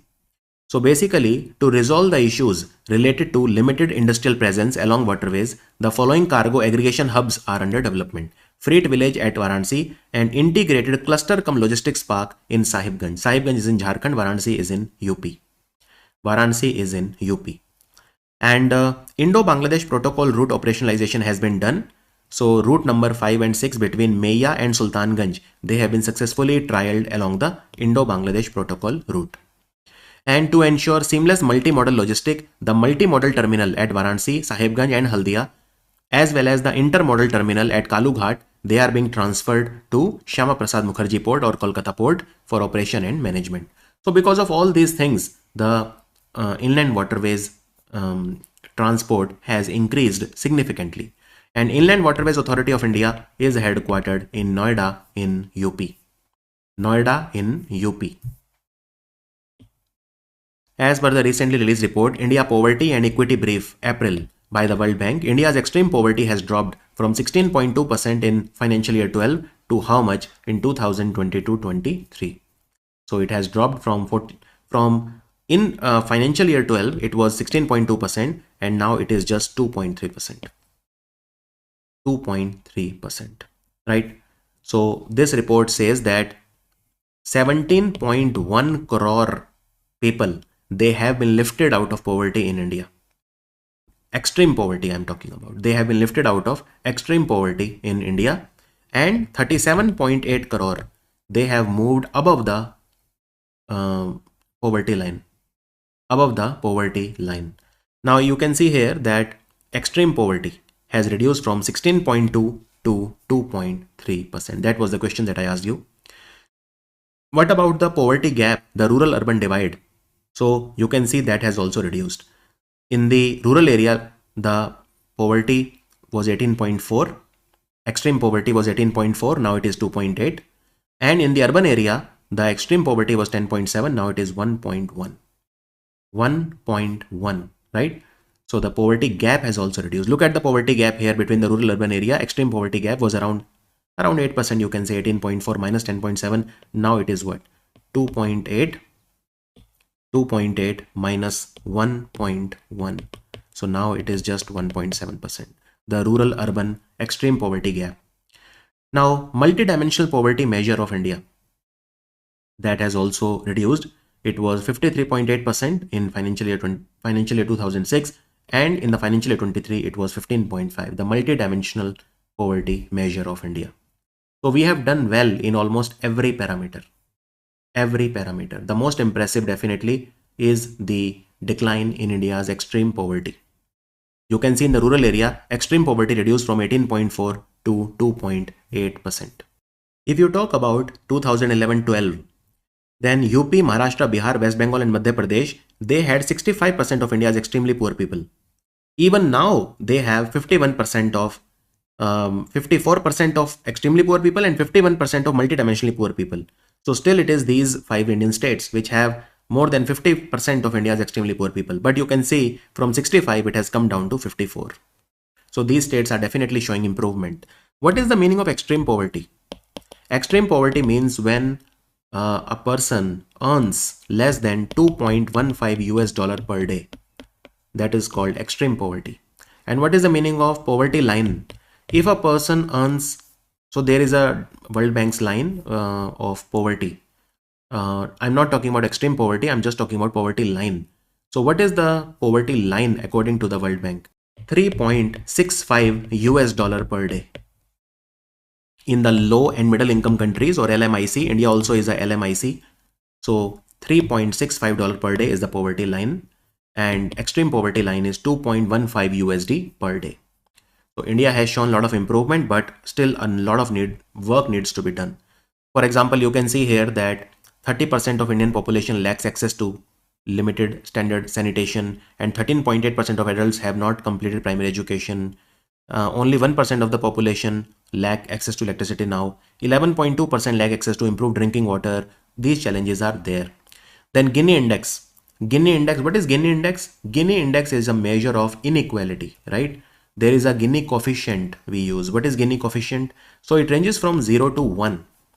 0 shows perfect equality and 1 shows perfect inequality, right? So that is, so 0 means everyone is equal, everyone has the same wealth, and 1 means one person has all the income or the wealth. So that is called Gini coefficient, right? So if there is a Gini coefficient of, let's say, 0.25, it will suggest a relatively low level of inequality. But if the Gini coefficient is, let's say, 0.6, then it will show a very high level of inequality. So more the value of Gini coefficient, the more inequality is there. The more inequality is there. So Gini index has improved marginally.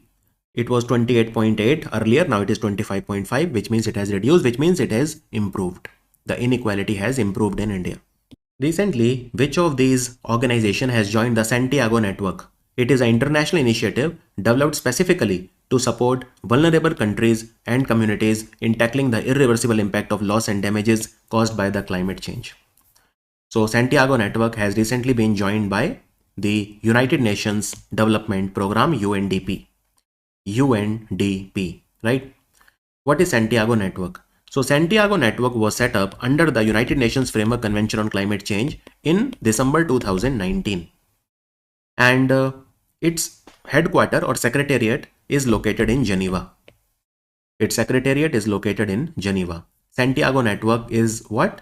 It is launched to bring together organizations, networks, experts for providing the implementation of solution that minimize the loss and damages caused by climate change. How we can minimize the economical loss and damage because of climate change. Now there was a study done between 2000 and 2019. the world suffered minimum $2.8 trillion in climate related damages, which was, if you do the calculation, if you do the math, it comes out to be $16 million per hour.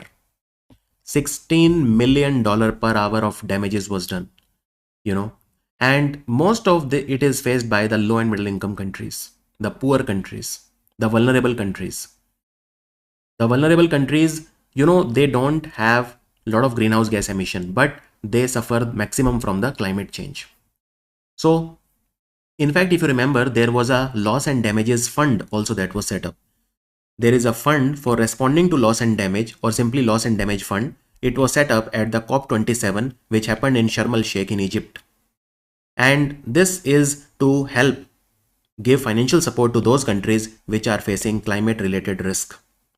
This fund has pledged to raise $700 million initially, but it will increase this fund to billions of dollars by 2030.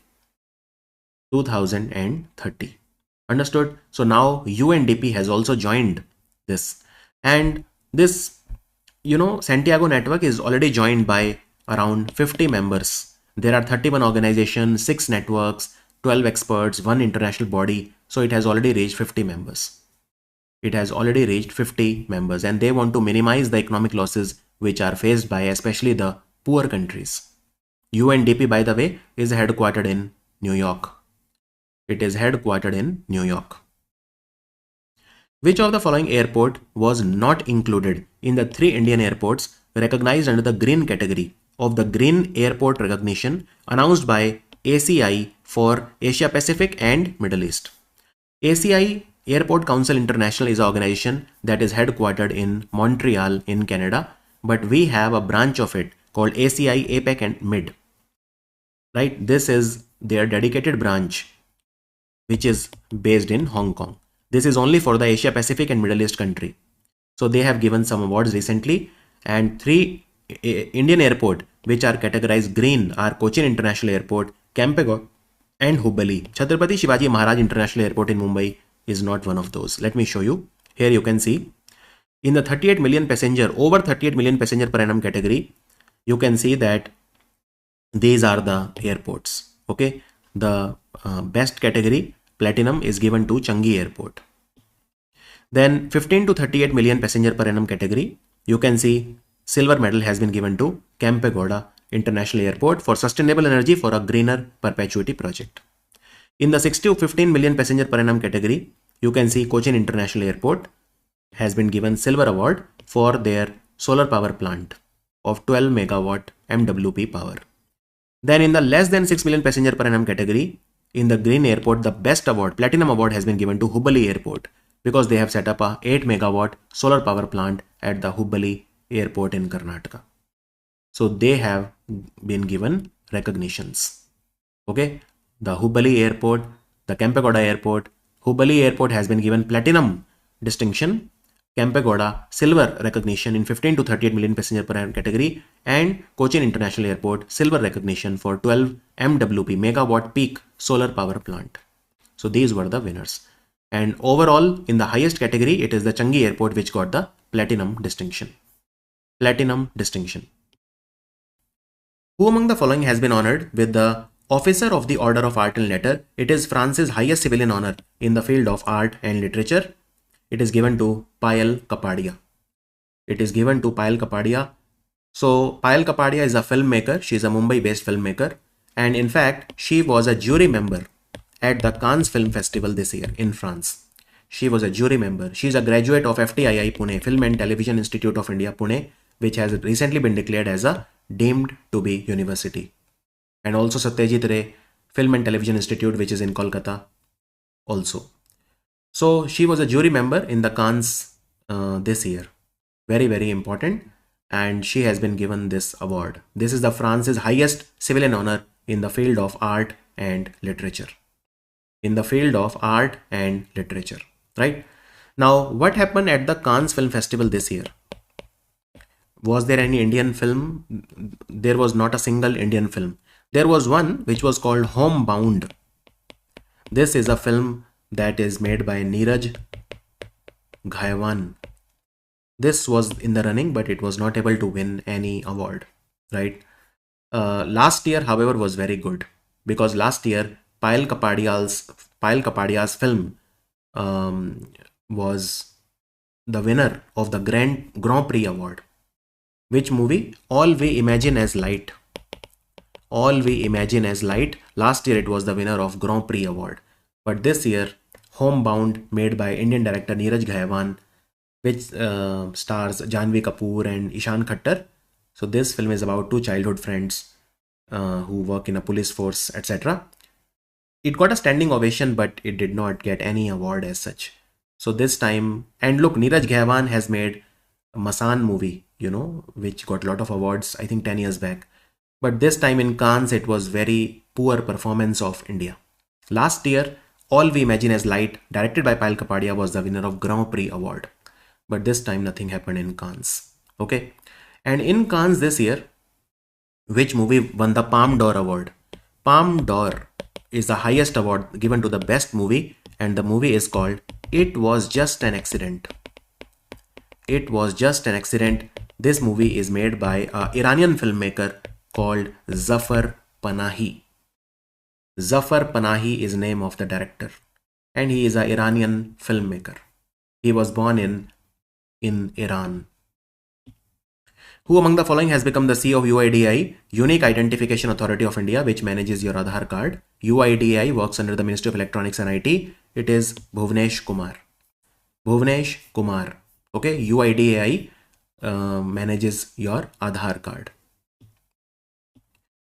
Which of the following organization is launching Quantum Gravity Gradiometer Pathfinder? It is the first space-based quantum sensor designed to measure Earth's gravitational variation. There are a lot of variations in the Earth when it comes to the gravitational forces.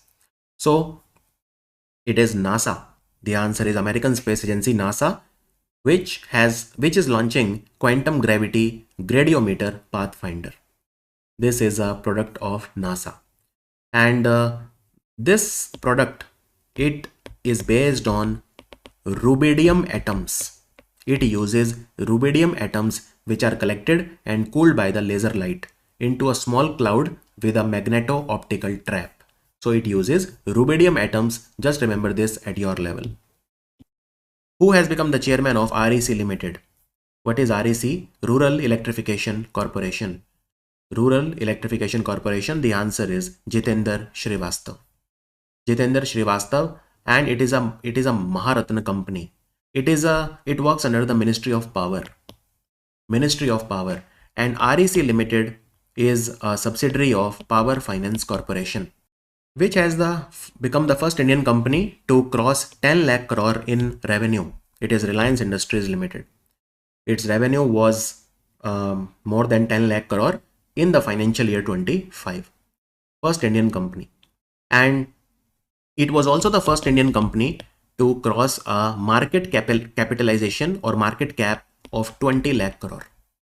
Market capitalization and revenue of 10 lakh crore. Recently, HDFC Bank has become the third company in India after Reliance and TCS to cross the market cap of 15 lakh crore. 15 lakh crore. Chairman of this company is Mukesh Ambani, who has won the Pune FIDE Women's Grand Prix tournament, very prestigious tournament. It was won by Koneru Hampi. She is from Vijayawada, she is from Andhra Pradesh, and she has won this tournament. Indian chess grandmaster Koneru Hampi. She was the winner of the Women's Grand Prix tournament in Pune. It took place from 13th to 24th of April. 13th to 24th of April. Who among the following has been conferred with the Companion of the Order of Fiji? This is the Fiji's highest civilian award. So it has been given to Shri Madhusudan Sai. And who is Madhusudan Sai? Madhusudan Sai is a follower of Satya Sai Baba of Puttaparthi, which you know is in Andhra, Puttaparthi place. Satya Sai Baba was an incarnation of the Satya Baba, Sai Baba, who was from Shirdi. So Madhusudan Sai has done a lot. Like there is a hospital called Shri Satya Sai Sanjeevani Children's Hospital, which has been providing free treatment to the children in Fiji. So for his immense contribution to the social welfare, he was given Companion of the Order of Fiji. Now, if you remember, this same award was given to Draupadi Murmu also last year in 2024. And in fact, this same award was given to Pradhan Mantri Narendra Modi also in 2023. Madhusudan Sai was born in Bilaspur in Chhattisgarh, and he devoted his life to Shri Satya Sai Babaji. Right? So Fiji is an important country. Fiji is located, it's an island country which is located in the Pacific Ocean. Fiji is located in the Pacific Ocean. Now, talking of highest awards, let me tell you here that there is an award called Mitra Vibhushan. Now, can you tell me which country has given this highest civilian award to Pradhan Mantri Modi recently? It is Sri Lanka. Sri Lanka has given Mitra Vibhushan to Pradhan Mantri Narendra Modi ji recently this award, right? Madhya Pradesh government has officially received the approval from the Textile Ministry for the 2100 crore rupees PM Mitra Park. Now, PM Mitra means Prime Minister Mega Integrated Textile Region Apparel, in short PM Mitra Park. This park will be set up over an area of 21,000 acres. In which district? It will be in Dhar district of Madhya Pradesh. Dhar. And see, the idea is basically to have the textile manufacturing at a very large scale. Very large scale. It will have very large plants. It will have residential complexes for the construction workers, all these. And you know, this PM Mitra project, it is a centrally sponsored scheme, which means the money will be shared between the central government and the state government. And there are 7 PM Mitra parks that are coming up. Where are these 7 coming up? So these are coming up in Virudhunagar in Tamil Nadu, Warangal in Telangana, Navsari in Gujarat, Kalaburgi in Karnataka, Dhar in Madhya Pradesh, Lucknow, UP, Amravati, Maharashtra. So these are the 7 places. These are the 7 places, okay, where these mega textile parks or PM Mitra parks are coming up. These are coming up. Now, talking of the government of Madhya Pradesh, the Madhya Pradesh government has decided to create the 25th wildlife sanctuary in Madhya Pradesh that will be known as Dr. Bhim Rao Ambedkar Sanctuary. This will be the 25th wildlife sanctuary in Madhya Pradesh, and it will be set up in Sagar district to honor the great Indian Dr. B.R. Ambedkar. Also in Madhya Pradesh, recently the 58th Tiger Reserve of India has been created. This is the Madhav Tiger Reserve. So Madhav National Park has been brought under Project Tiger, and it is now the 9th Tiger Reserve of Madhya Pradesh, and it is 58th Tiger Reserve of India. Also, don't forget that there is a Simlipal Wildlife Sanctuary. Simlipal has been declared as 107th National Park of India. It is located in Odisha. It is also a tiger reserve. It is also a biosphere reserve. Prime Minister Narendra Modi ji, during his Mann Ki Baat address on 27th of April, he urged the people to use the Sachet mobile app, which helps in getting a head start on escaping the natural disasters. The word Sachet is a Hindi word. It is written like this in Hindi, Sachet, and it means alert or vigilant in English. You know, when you are very alert, you are Sachet. So Sachet is a mobile app that will give you news about the natural disaster so that you can escape in time. Now, this app has been developed by National Disaster Management Authority, which works under the Ministry of Home Affairs, and which organization? So this is CDOT, Center for Development of Telematics. This is a very important question, that who has developed the Sachet app? It is Center for Development of Telematics. CDOT works under, it is the research and development arm of Department of Telecom, Ministry of Communication. So CDOT works under the Ministry of Communication. It is the research and development arm of the Department of Telecom. We call it CDOT or Center for Development of Telematics, and it has partnered with National Disaster Management Authority. Now, this app will be available, by the way, in 12 languages, in 12 Indian languages currently.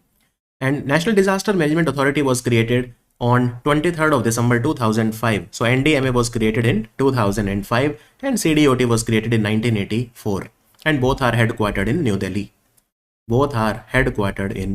Delhi. Okay. Which organization has assumed the lead role of International Charter Space and Major Disasters for 6 months from April 2025? So this is an organization, as the name says, International Charter Space and Major Disaster. This organization is about controlling the disaster, and ISRO will become the president or head of this organization for 6 months. And Recently, there was a meeting of this organization which was conducted in Hyderabad in Telangana by ISRO's National Remote Sensing Center, which is in Hyderabad. So ISRO will take the lead role. Now, this organization basically coordinates the global disaster response efforts using space-based assets. How we can use satellite data, how we can use satellite rockets, how we can use space technology for disaster management. And India also signed this. India is also a part of this international charter, Space and Major Disaster. It is celebrating its 25th anniversary because this charter involves 17 member organization and it shares a lot of Earth observation data during disasters. So 17 organizations like ISRO is one of them. And currently, this charter services are given to more than 120 countries. So this charter came into being in the year 2000. It officially started working on 1st of November 2000. So who started this charter? It was started by European Space Agency and the French space agency called CNES. They launched it in Vienna, capital of Austria. They launched it in 1999, but it started working from 1st of November 2000. So it is celebrating its silver jubilee. Silver jubilee.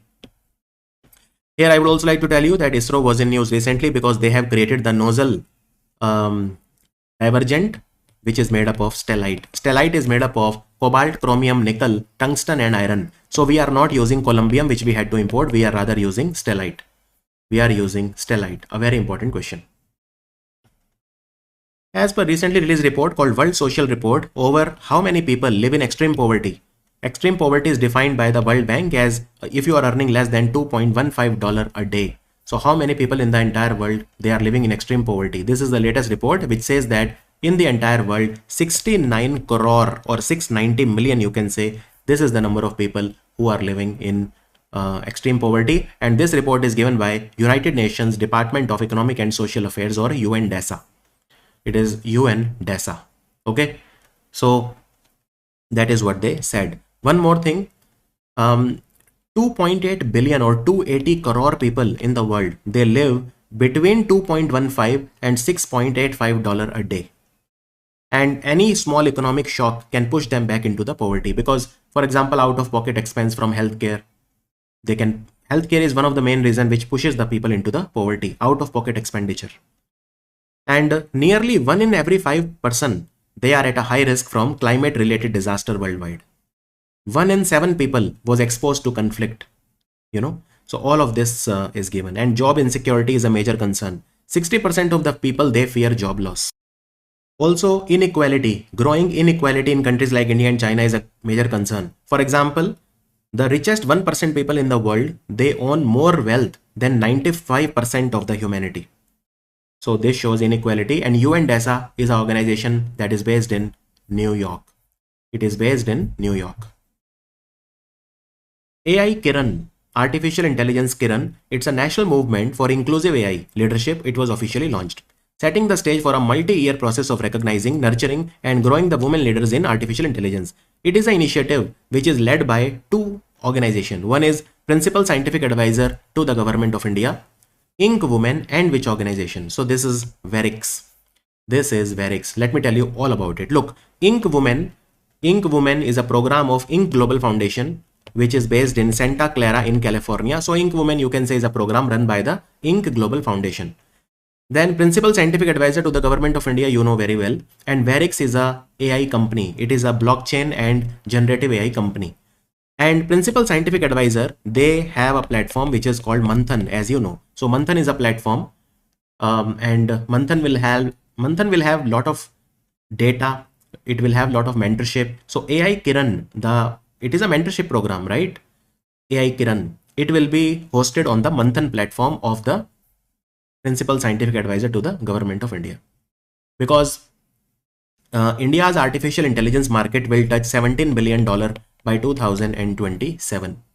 So Office of the Principal Scientific Advisor developed the Manthan platform, and this is basically for having better collaboration with industry and doing more scientific research and promote development ecosystem. And also India has significant investment in AI. In fact, according to a recent index, India was ranked 10th in the world with significant private investment in AI. In terms of the private investment in AI, in 2023, India was 10th in the world. And number one, of course, was America. United States of America had the highest investment in AI. Now, this report was given by UNCTAD, United Nations Trade and Development, based in Geneva. Highest investment was received by United States of America. Department of Post, which works under the Ministry of Communication, it will provide concessional rates for transporting educational material like textbooks through a service called what? Modeled on the book post system. Well, if you want to transport books in a non-commercial manner, for example, if you have purchased it in Delhi and you want to send it to your hostel, for example, you can send it at a very cheap price through the Gyan Post. Now, what is the money? So this service will be very cheap compared to the speed post or courier services. The price will be only ranging from 20 rupees to 100 rupees for packages ranging from up to 300 gram to 5 kg respectively. So if you have a package which is up to 300 gram, then you have to pay only 20 rupees. And if you have a package of up to 5 kg, then maximum you have to pay is 100 rupees. That's it.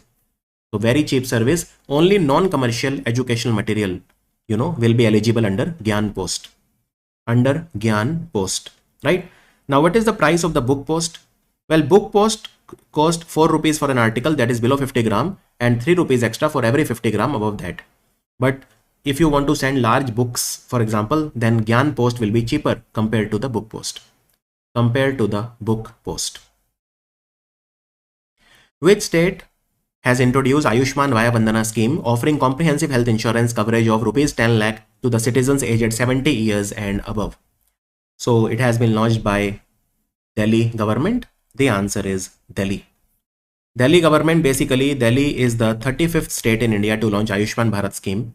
And in Ayushman Bharat scheme, we have Ayushman Bharat Vaya Vandana scheme, where an extra 5 lakh is given, for a person who is aged 70 or more. So it becomes kind of a 10 lakh coverage, because 5 lakh everybody gets in Ayushman Bharat. Ayushman Bharat is run by National Health Authority, which works under the Ministry of Health and Family Welfare. So since this scheme is launched, Ayushman Bharat in Delhi, Vaya Vandana is also launched in Delhi. Also in Odisha became the 34th state where Ayushman Bharat scheme was launched recently. In Odisha, Ayushman Bharat was launched recently.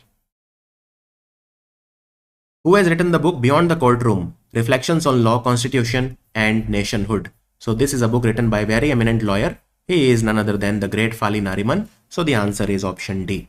Fali Nariman has written the book. He got the Padma Vibhushan in 2007 and Padma Bhushan in 1991. Also another book, The Chief Minister and the Spy, written by A.S. Dulat, Amarjit Singh Dulat. He is the former chief of RAW. Mahodanar Wolf Sanctuary was in news recently.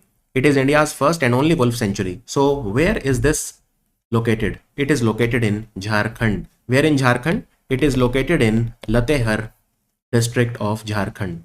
It is India's first and only wolf sanctuary. Recently it was in news. It is responsible for the conservation of Indian grey wolf. And Mahodanar Wolf Sanctuary is a part of the Palamu Tiger Reserve, which is in Jharkhand. It is the only tiger reserve in Jharkhand. What is the IUCN status of Indian grey wolf? It is endangered.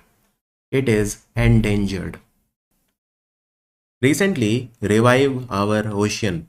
It is a first of its kind program. It was launched to empower coastal communities in establishing and managing marine protected areas through localized action. This initiative is led by which organization? There is an organization called Dynamic Planet.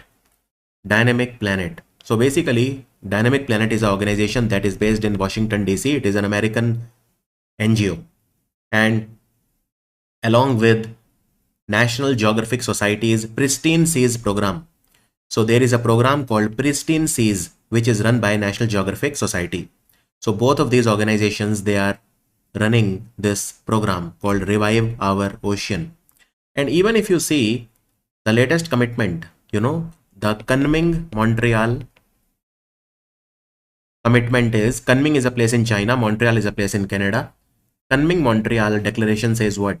It says that we have to protect 30% of our land and 30% of the oceans by 2030. So it is very important to protect and revive our oceans. So this is the Kunming-Montreal, we call it Global Biodiversity Framework, which was signed during the CBD 15, that is 15th COP of the Convention on Biological Diversity, which took place in Kunming and Montreal, which said that we need to protect 30% of our land and 30% of our oceans by 2030. So this initiative, Revive Our Oceans, is to protect the ocean life. It is based on 3 pillars: inspire, enable, and equip. So the main goal of this initiative, Revive Our Ocean, is to help the coastal people, coastal communities create and manage the MPAs by removing the barriers that they face. You know, all the problems, the barriers that they are facing, remove those barriers, and then they can protect on their own. What is MPA? Marine Protected Areas. So manage the marine protected areas, by removing the barriers which the local people face, because local people are the best when it comes to protecting the communities. And this program will focus on 7 countries initially, like the UK, Portugal, Greece, Turkey, Philippines, Indonesia, and Mexico. So these are the countries that will be the initial focus of the program. And Kunming-Montreal Biodiversity Framework was adopted in 2022. 2022. Understood? We call it 30 by 30 target, that we have to protect 30% of our land, 30% of our sea by 2030. 2030. Another project that I would like to tell you is a project called Project Secure. Now this is a project which is again a British project by various British universities, where they are trying to capture the carbon dioxide from the ocean.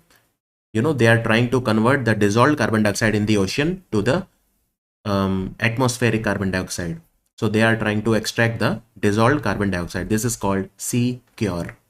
Secure. Which of the following organization has announced a new opportunity for Indian non-governmental entities under the Satellite Bus as a Service initiative to provide a pathway to design and develop small satellite bus platforms for hosted payload applications? What is the meaning of satellite bus? So basically what happens is, let's say you are a satellite company. So you have made a satellite. Now what do you need? You need a satellite bus. Satellite bus, is the main body of a satellite or a rocket, in which all the payload is kept, all the scientific instruments are kept. So just satellite is not enough, just the rocket is not enough, because inside the satellite you will need to put all the satellite experiments, scientific experiment, in a bus, and this satellite bus will be taken to the space by a rocket. So you need all this thing. Now it is not possible for a satellite company to also manufacture satellite bus. It will be a headache. So there will be specialized companies for satellite bus, and then they will give the satellite bus on rent. That is called Satellite Bus as a Service initiative, right? The answer is InSpace. InSpace is the commercial arm of ISRO. InSpace means Indian National Space Promotion and Authorization Center. It is headquartered in Ahmedabad. So a satellite bus is the main body of a satellite or a spacecraft, in which we keep all the scientific instruments. So InSpace has invited the application from eligible Indian non-government companies to design small satellite bus systems which are capable of supporting multiple payloads. Okay, that is what they want to do. And here I would also like to tell you that the same company, InSpace, has recently partnered with STUDYIQ Venture Capital Limited, which is the wholly owned subsidiary of STUDYIQ, and they have made a 1000 crore venture capital fund for promoting India's space sector. 1000 crore venture capital fund for promoting those startups which are into space technology. And by the way, Assam government has recently announced that they are launching their own satellite, which is called AssamSat.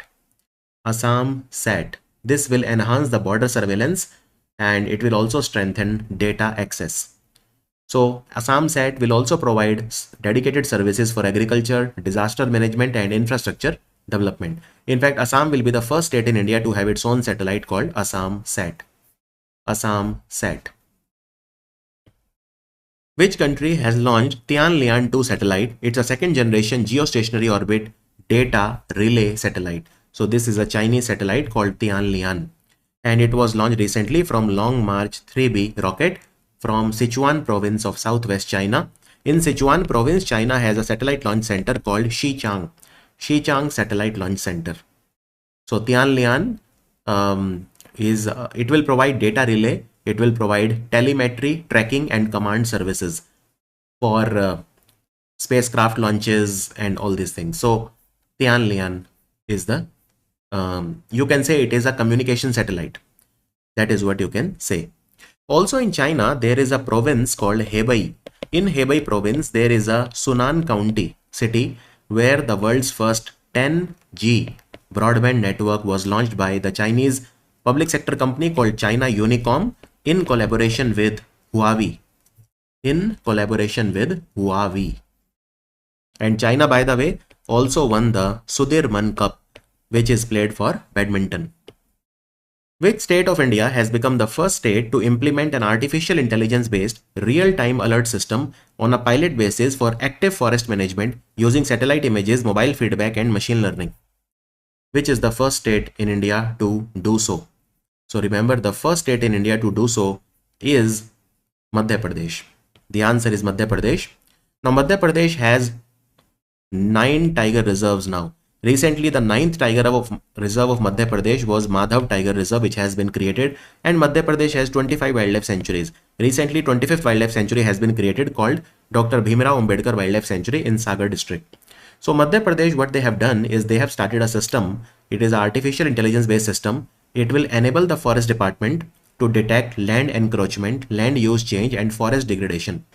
So this particular thing has started in 5 very sensitive forest division: Shivpuri, Guna, Vidisha, Burhanpur and Khandwa. So if some people, for example, they cut 100 trees, it will be reflected in satellite data. So this is based on Google Earth Engine. This AI alert system will analyze the satellite data and identify the land use change using a AI model, which will help the forest officers.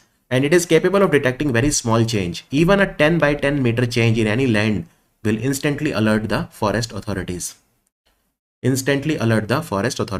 Madhya Pradesh, the PM Mitra Park has been set up in Dhar district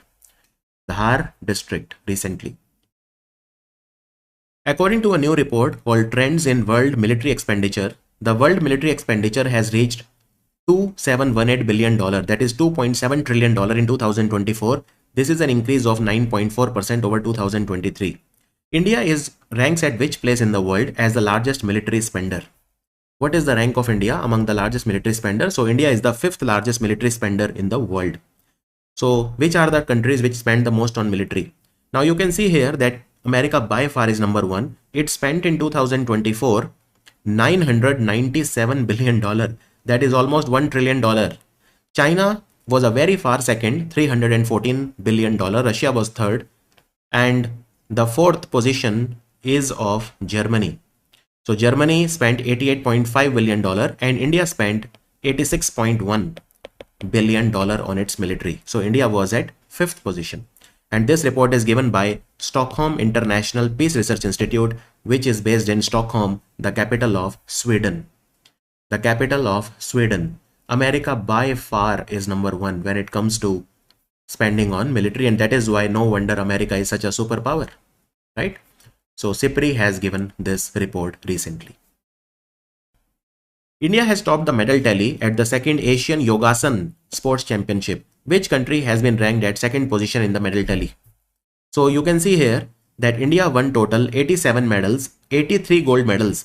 I don't think in my life I have seen such a skewed medal tally. Look at India, 83 gold medal, and 2nd position is Japan with only 3 gold medals and total 10 medal. India won 87 medal. That is how much far ahead we were of the pecking order in this Asian Yogasan Championship. So Japan was at 2nd position, and you can see Mongolia was at 3rd position, winning just 1 gold medal. 1 gold medal. Understood? So Japan is the answer. And this is only the 2nd time that Asian Yogasan Sports Championship has taken place. The first time it took place was in Bangkok in 2022, but this time it was organized in the Indira Gandhi Stadium in New Delhi. And 21 countries they participated.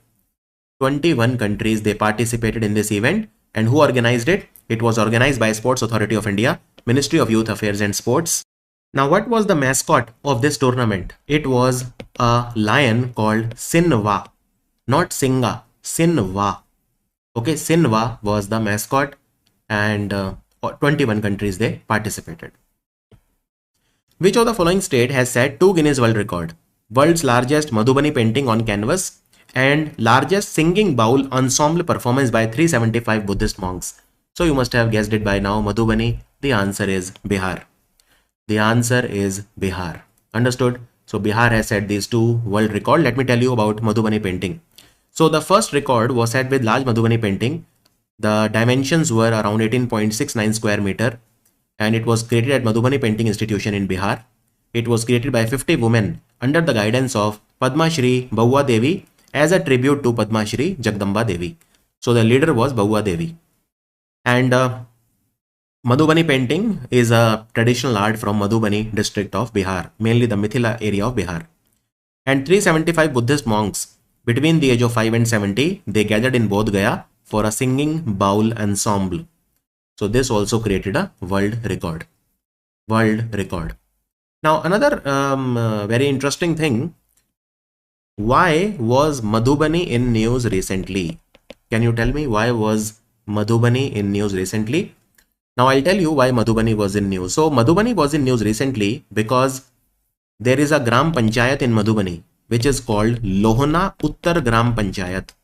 Lohna Uttar Gram Panchayat. In the Lohna Uttar Gram Panchayat, Pradhan Mantri Modi visited this Gram Panchayat to celebrate the national event of the National Panchayati Raj Day on 24th of April. So the National Panchayati Raj Day main event happened at the Lohna Uttar Gram Panchayat in Madhubani in Bihar. That is why it was in news.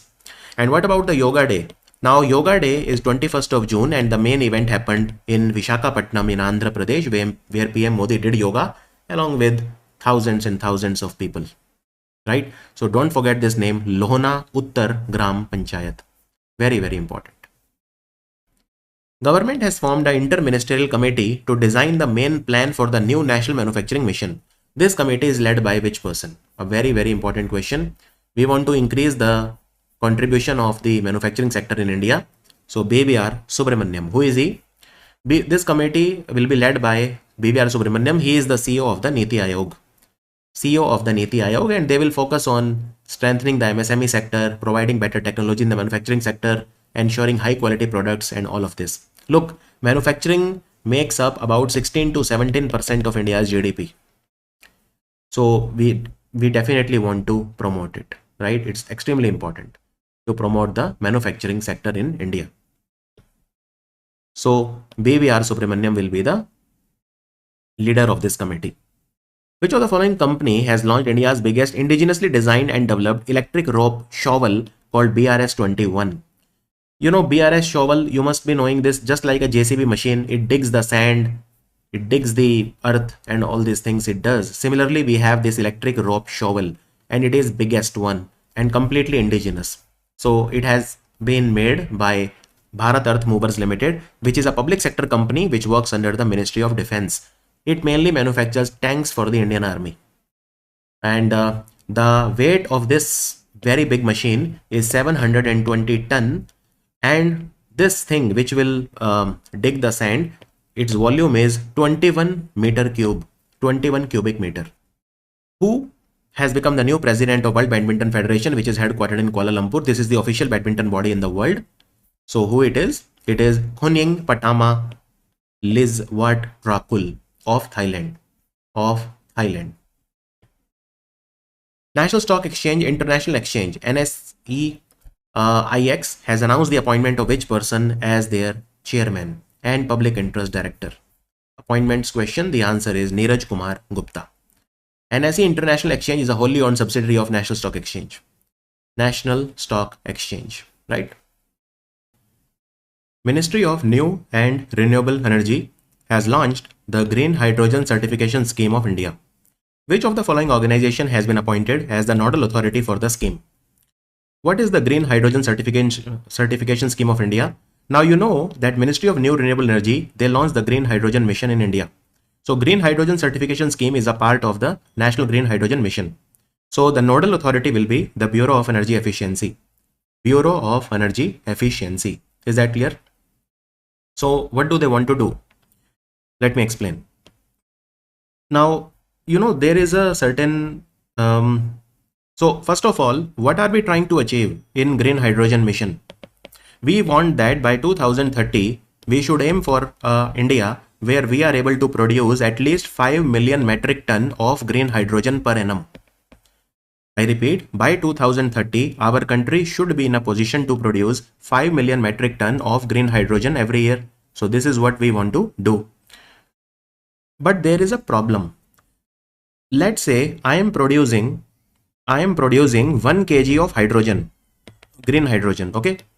And in producing 1 kg of green hydrogen, I am emitting 10 kg of carbon dioxide. So is this good? Can I say that, look, I am contributing to the environment because I am producing lot of green hydrogen? Yes, I am producing green hydrogen, but in producing that green hydrogen, I am emitting lot of carbon.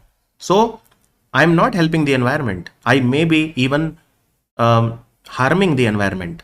So there is a limit which they have defined. So what is the limit? And this is a very important question. In 2023, the Ministry of New and Renewable Energy, they set something known as a green hydrogen standard. This standard everyone has to follow. So what is the standard? For every 1 kg of hydrogen that you are producing, your carbon emission should not be more than 2 kg. I repeat, your carbon dioxide emission or carbon emission should not be more than 2 kg for every 1 kg of green hydrogen produced. Only then you will get the certificate. What certificate? So you will get a certificate which is called Green Hydrogen Certificate. Green Hydrogen Certificate, and Bureau of Energy Efficiency, which works under the Ministry of Power, will be the nodal authority for giving you the certificate. It will implement and operationalize the certification scheme. So you have to follow a proper standard, right? If you want to produce green hydrogen, and everything will be verified, right? So there will be a proper accredited carbon verification that will be done. How much green hydrogen you are producing and how much of carbon dioxide you are emitting. So this is what is the scheme. As per the recently released data from Prime Database Group, corporate social responsibility spend by companies listed on National Stock Exchange main board increased by 16% to 17,967 crore in the financial year 24. Which company has topped the list with a CSR spend of 945 crore? Corporate social responsibility, CSR. Now CSR is mandatory in India, right? CSR is mandatory under the Companies Act of 2013. Since 2014, under the Companies Act of 2013, enforced from 2014, CSR is mandatory. CSR is mandatory for which company? So CSR is mandatory for those companies whose net worth is at least 500 crore, companies with a net worth of 500 crore, turnover of 1000 crore, or net profit of at least 5 crore, they are obligated to undertake CSR. So they have to spend at least 2% of their average net profit of the past 3 years on CSR activity or socially impactful initiatives. I repeat, if there is a company, the net worth is at least 500 crore, the turnover is at least 1000 crore, and profit is at least 5 crore, then it has to spend 2% of the average net profit of the last 3 years on CSR. Okay. And the maximum CSR was done by HDFC Bank. HDFC Bank, the answer is HDFC Bank. It donated or it spent 945 crore. So here you can see some data that was given with respect to CSR. Now it also talks about the total amount. So you can see here total 17,967 crore was spent on CSR in the financial year 24, and it increased significantly from financial year 23. And this is only for those companies which are listed on the National Stock Exchange. Obviously the data could be much higher. So there was a jump of 16%. This is only for those companies which are listed on the National Stock Exchange. You can see HDFC Bank 945 crore, Reliance spent 900 crore on CSR, Tata Consultancy Service 827 crore, then ONGC, then Tata Steel, ICICI, Indian Oil Corporation, Infosys, ITC, Power Grid Corporation of India. So these are the companies which are in top 10 when it comes to CSR. And what did they spend this amount on? So the maximum amount, if you see the entire table, was spent on education and vocation skills. Education and vocation skills, the amount was highest, 1104 crore.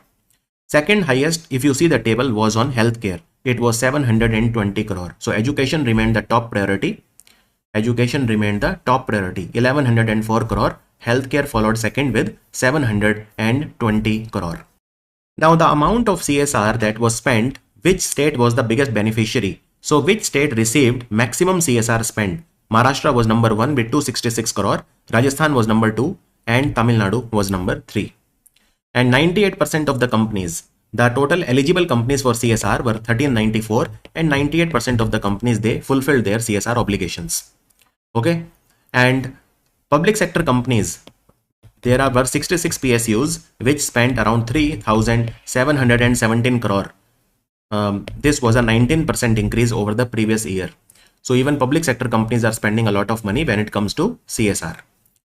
And talking of HDFC Bank has crossed the 15 lakh crore or 15 trillion rupees market capitalization. It is only the third company after Reliance and Tata Consultancy Service to reach a market capitalization of 15 lakh crore.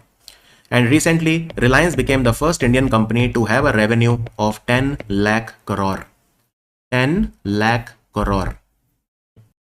As per recently released report called Energy Transition Readiness Assessment by Developing Asia and the Pacific, clean energy investment in developing Asia surged by over 900% from 2013 to 2023, reaching how much in 2023? So the investment in clean energy, was $729.4 billion. Now this is a report that was given by Asian Development Bank, right, in collaboration with the World Economic Forum.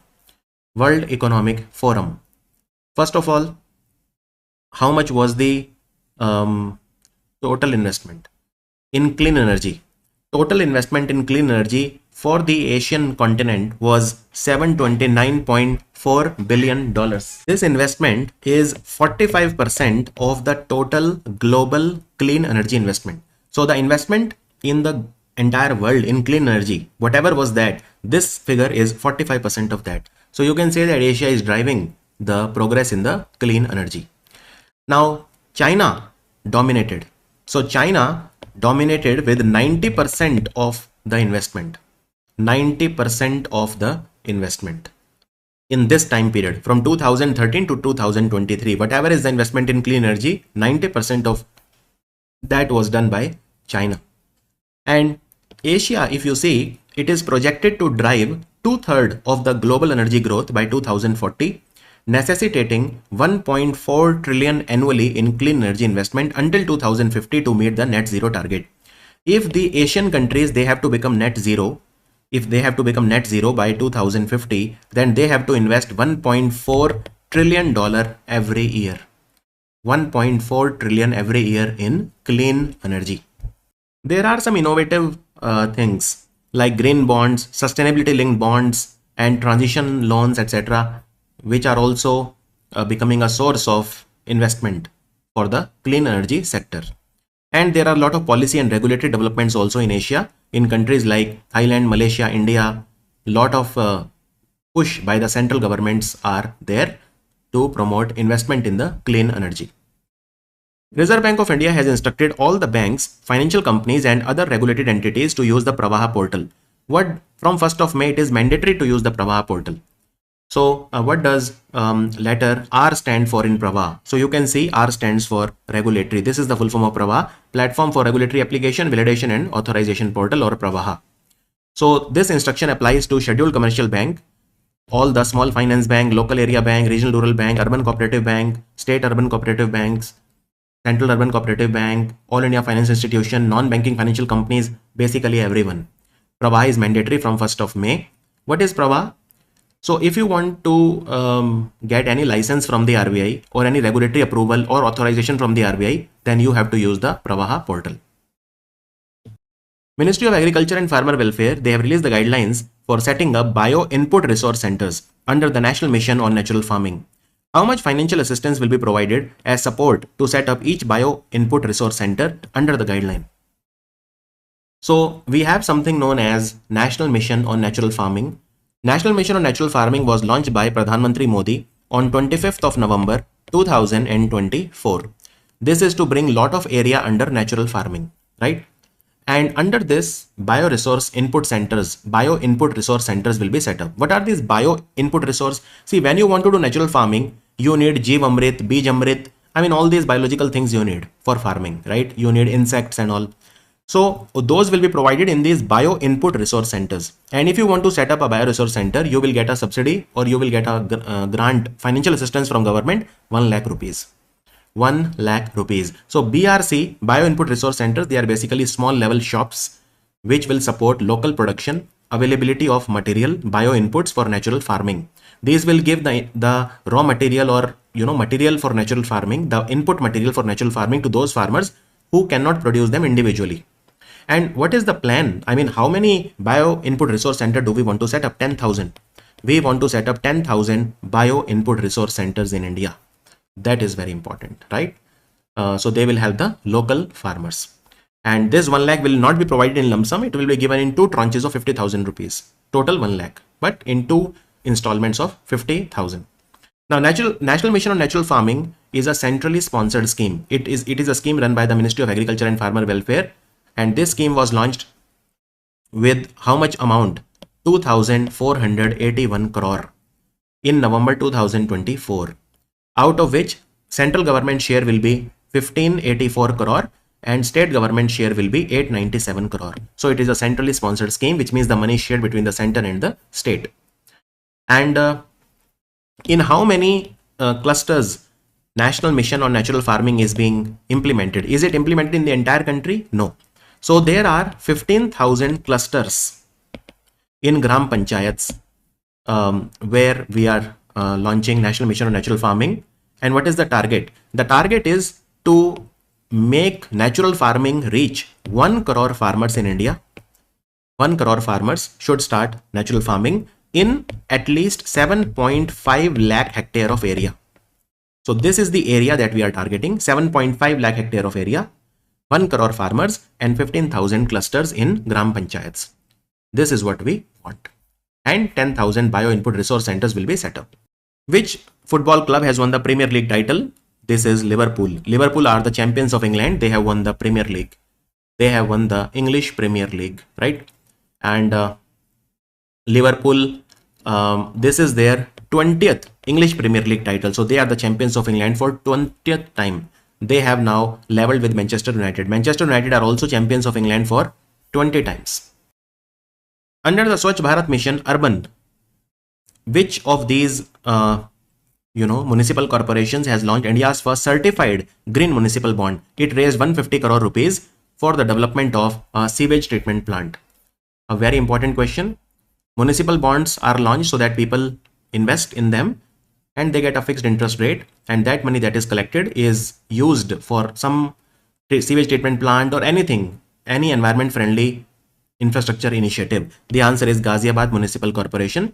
Under the Swachh Bharat Mission Urban, Ghaziabad Nagar Nigam has launched India's first certified green municipal bond. It wants to raise 150 crore rupees.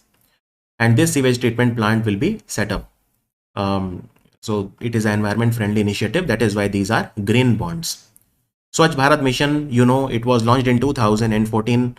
And Swachh Bharat Mission is of two types. We have Swachh Bharat Mission Urban and Swachh Bharat Mission Gramin or Rural. Swachh Bharat Mission Gramin is run by the Ministry of Jal Shakti. Swachh Bharat Mission Urban is run by the Ministry of Housing and Urban Affairs. Ministry of Housing and Urban Affairs. And by the way, Swachh Bharat Mission Urban, now we have the second part of it, which is running from 2021. It will run all the way till financial year 26, which is the current financial year. And most likely it will be extended further. World's first energy transmission garden called Babuji Vanam has been inaugurated at which place recently? So Ministry of Culture, they have collaborated with the Heartfulness organization, Heartfulness Institute, and they are celebrating 125th birth anniversary of Pujya Babuji Maharaj. So the answer is Hyderabad. Babuji Vanam has been inaugurated in Hyderabad. So basically, Babuji, his real name was Shri Ram Chandar. He was from Shahjahanpur in UP. He was a yogi. He was a saint. And he spent most of his life in mastering Raj Yoga meditation, also known as Sahaj Marg. This was his method of meditation. So he founded an organization called Shri Ram Chandra Mission in 1945. And Ram Chandra Mission is dedicated and named after his teacher, who was also known as Ram Chandra. So Shri Ram Chandra of Shahjahanpur, also known as Babuji, he was a yogi from UP, from Shahjahanpur, and he invented Raj Yoga meditation called Sahaj Marg. Sahaj Marg. So Babuji Vanam is the world's first energy transmission garden. It has been set up in Hyderabad in partnership with the Ministry of Culture. Ministry of Culture, and around 40 different species of trees are put here that absorb and radiate energy. They use the word Pran Ahuti. They use the word Pran Ahuti. It is a yogic transmission that nourishes the soul. That is what they are saying. Is that understood? So that is the answer. Hyderabad.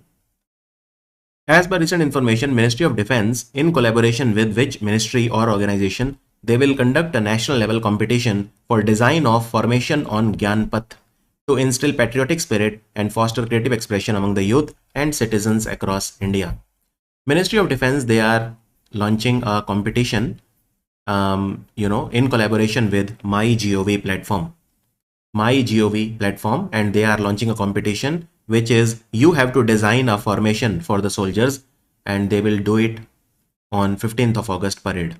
The top 3 winning entries will get 10,000 rupees each. 10,000 rupees each. And MyGov, it is a platform that was launched by the government of India on 26th of July 2014. Different types of competitions are organized on MyGov platform. So this is a good opportunity. If you have a creative talent, you can design a formation for the soldiers. They can emulate that on Gyanpath. Now, Ministry of Defense, they have given a contract for supplying 156 light combat helicopters, light combat helicopter called Prachand to Hindustan Aeronautics Limited. This is a contract worth 62,700 crore. Very big contract. Very big contract. Now, out of the 156 Prachand light combat helicopter, 66 will be given to the Indian Air Force and 90 will be given to the Indian Army. 90 will be given to the Indian Army. Is that understood? Which of the following organization has launched Accelerating Innovative Monitoring for Nature Restoration, or AIM for Nature? It's a new initiative, and total money commitment is 7 million Great British Pound. So this is the money given by Britain, and this AIM for Nature is to improve monitoring and reporting of the global ecosystem restoration efforts. So this is Food and Agriculture Organization. They have launched AIM for Nature, and Britain is supporting it financially. Britain is supporting it. 7 million pounds is the contribution given by Britain. So they want to use technology and data to enhance nature restoration. That is what they want to do. It's a 5-year program. Now, if you remember, there was Convention on Biological Diversity COP15 that happened in Kunming, Montreal, that led to the formation of Kunming-Montreal Global Biodiversity Framework, which said that we have to protect 30% of our land and 30% of our oceans by 2030. This is known as 30 by 30 target. So this is a part of AIM for Nature, is a part of this only. Kunming-Montreal Global Biodiversity Framework. Global Biodiversity Framework, right? Government has reconstituted the National Security Advisory Board, appointing whom as its new chairman? What is this National Security Advisory Board? So the answer is Alok Joshi, but let me first tell you what is this board. So basically, he is the former chief of RAW. Mr. Alok Joshi is the former chief of Research and Analysis Wing, also known as RAW. It's a 7-member board, National Security Advisory Board. And whom does it advise to? It advises to the National Security Council. National Security Council is headed by the Prime Minister of India. So National Security Council, it consists of National Security Advisory Board. It also has National Strategic Policy Group. NSC also has Strategic Policy Group SPG and Joint Intelligence Committee. So NSAB, SPG and JIC, they all form National Security Council. National Security Council. National Security Council of India is a government body that is tasked with advising the Prime Minister of India on the matters of national security. It was set up by Atal Bihari Vajpayee in 1998 and Brajesh Mishra was the first National Security Advisor of India. Currently, the National Security Advisor is Ajit Doval. Mr. Ajit Doval. So don't forget Alok Joshi. Here I would also like to tell you that there is a committee that is set up by the Government of India for National Manufacturing Mission, how we can increase the manufacturing in India. And BVR Subramaniam, he is the CEO of the Niti Aayog and he will be the chairman of the committee for National Manufacturing Mission. As per the recent information, India is set to join Australia's biggest military exercise called Talisman Sabre for the first time. This exercise is jointly developed by Australia and which country? Talisman Sabre is an exercise that was jointly developed by Australia and United States of America. And this time Japan is going to participate in it.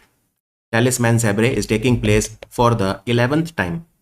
It is taking place for the 11th time, right? Now, it used to happen between Australia and America only, but this time Japan is also participating and India will also participate for the first time.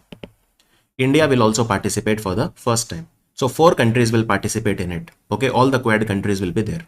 Australia, Japan, India and the US. These countries will be there and this is the 11th time it is taking place. It is 11th time Talisman Sabre is taking place. Now this time what Australia has done, it has invited many countries. So there are approximately 19 countries which are participating this time. And where is it taking place? Talisman Sabre? It is taking place in Papua New Guinea. It is taking place in Papua New Guinea, right? Sometimes it is also known as Olympics of military exercises because there is land, air, sea, cyber, space domain, all kinds of things are there. It is not restricted to only maritime exercise. There are all sorts of, operations here. And Australia organizes other exercises also in which many countries participate. For example, Kakadu exercise is hosted by Australia time to time, and even Pitch Black. Pitch Black is an Air Force exercise that is organized by Australia and many countries participate in that as well. Now with Australia, India does Austro-Hind exercise. I'm talking about only the bilateral exercise, and we also do Oz-Index. These are 2 exercises between India and Australia. Now there is another exercise that you should know which is called exercise Orient Shield because it takes place between Japan and US, and for the first time Australia will participate in Orient Shield. Australia will participate in Orient Shield. Now this exercise is running between Japan and US since 1985. It is a very old exercise. Now talking of exercises, Indian Air Force has done exercise recently which is called exercise Akraman, and this is our own exercise, not with any country. It took place in the central sector, and Indian Army did Prachand Prahar in Arunachal Pradesh and Tista Prahar in West Bengal. 5th Marine Fisheries Census has been launched recently, introducing a digital approach for data collection. This will be done, the data collection will be done using a new mobile app called Vyas Nav. Now Vyas Nav is a mobile app. It has been created by which organization? So it is Central Marine Fisheries Research Institute, which is headquartered in Kochi. It works under ICAR. ICAR works under the Ministry of Agriculture. So recently there was a coastal states fisheries meet that happened in Mumbai under the chairmanship of the Minister for Fisheries, Mr. Rajiv Ranjan Singh. And he is the Minister for Fisheries, Animal Husbandry and Dairy. He is also the Minister for Panchayati Raj. So that is where he said that we will do the marine fishery census using digital application Vyas Nav. Now what is the full form of Vyas Nav? And this app is developed by Central Marine Fisheries Research Institute. So Vyas Nav has a full form which is Village Jetty Appraisal Navigator. village, jetty, appraisal, and you should know the full form. Village, jetty, appraisal, navigator. And this marine fishery census will be done in the 9 coastal states: Gujarat, Maharashtra, Goa, Karnataka, Kerala, Tamil Nadu, Andhra, Odisha, and West Bengal. This census will take approximately 8 to 9 months of time. It will continue till December, and report will come next year that I will teach you. So what do they do in this? Well, they they will geo-verify villages, landing center, harbor. They will count the fishery centers. They will do all these things which happens in a proper census. They will then tell you which is the best state for fisheries, marine state, and all that. And the first marine census in India was done in 1980, right? 1980. Then second was done in 2005, then 2010, then 2016. So this is only the 5th time that marine census is being done in India. Marine census is being done, and it is done for Pradhan Mantri Matsya Sampada Yojana. We want to increase the fisheries exports in India. You know, for that there is Pradhan Mantri Matsya Sampada Yojana. So this census will help in Pradhan Mantri Matsya Sampada Yojana as well. Pradhan Mantri Matsya Sampada Yojana was launched in 2020, and under Pradhan Mantri Matsya Sampada Yojana, we have a scheme called Pradhan Mantri Matsya Kisan Samriddhi Sahay Yojana. This is a part of Pradhan Mantri Matsya Sampada Yojana. And under Pradhan Mantri Matsya Kisan Samriddhi Sahay Yojana, we have started aqua insurance to provide financial protection to the aquaculture farmers. So what have they launched here? So the beneficiaries of Pradhan Mantri Matsya Kisan Samriddhi Sahay Yojana aqua insurance will be registered aqua farmers, firms, companies, fish farmer producer organizations, cooperatives, and other entities which are involved in the fisheries value chain. So for intensive aquaculture system such as recirculatory aquaculture system, the premium is capped at 1 lakh rupees per farmer for 1800 meter cube. And if you belong to SC, ST, or if you are a woman, then you get extra 10% incentive. 10% incentive. So just remember this: 1 lakh rupees per farmer is the premium for 1800 meter cube. This is for intensive aquaculture system. So we call this blue revolution. You know, when we try to increase the fish resources, the ocean resources, we roughly use the word fish for fish, and other ocean resources, we use the word blue revolution. Blue revolution.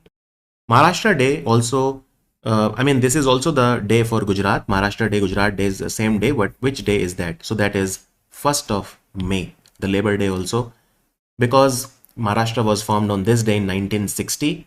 So we are celebrating the 66th Maharashtra Day, and we are also celebrating 66th Gujarat Divas or Gujarat Sthapna Divas, because Maharashtra was carved out of Bombay Presidency and declared a separate state on this day. And present day Gujarat constitutes the other part of the former Bombay state. So this was done as a part of the State Reorganization Act of 1956. Gujarat Sthapna Divas and Maharashtra Day, both. Understood? Meta company has launched its first standalone AI assistant app. What is the name of that? AI assistant. So what is the name? Very easy. It is called Meta AI. It is called Meta AI. And look, Meta, they already have their own Llama 4 latest large language model. They want to offer a more personalized experience using Meta AI. Meta AI. So Llama is their model, Llama 4. Llama 4 is available in 3 variants: Scout, Maverick, and Behemoth. Scout, Maverick, and Behemoth. Who among the following has been appointed as the CEO of India Semiconductor Mission? India Semiconductor Mission. India Semiconductor Mission is launched by the Minister of Electronics and IT. Amitesh Kumar Sinha is the new CEO. India Semiconductor Mission was launched with an outlay of 76,000 crore by the Government of India in 2021. And it is launched by the Minister of Electronics and IT. They give different types of financial support to the companies for setting up semiconductor labs, semiconductor manufacturing plants in India. Semiconductor manufacturing plants in India. So that was the video for best 300 MCQs, last video of April set 4. I'll see you very soon in the set 1 of May. Thank you for watching.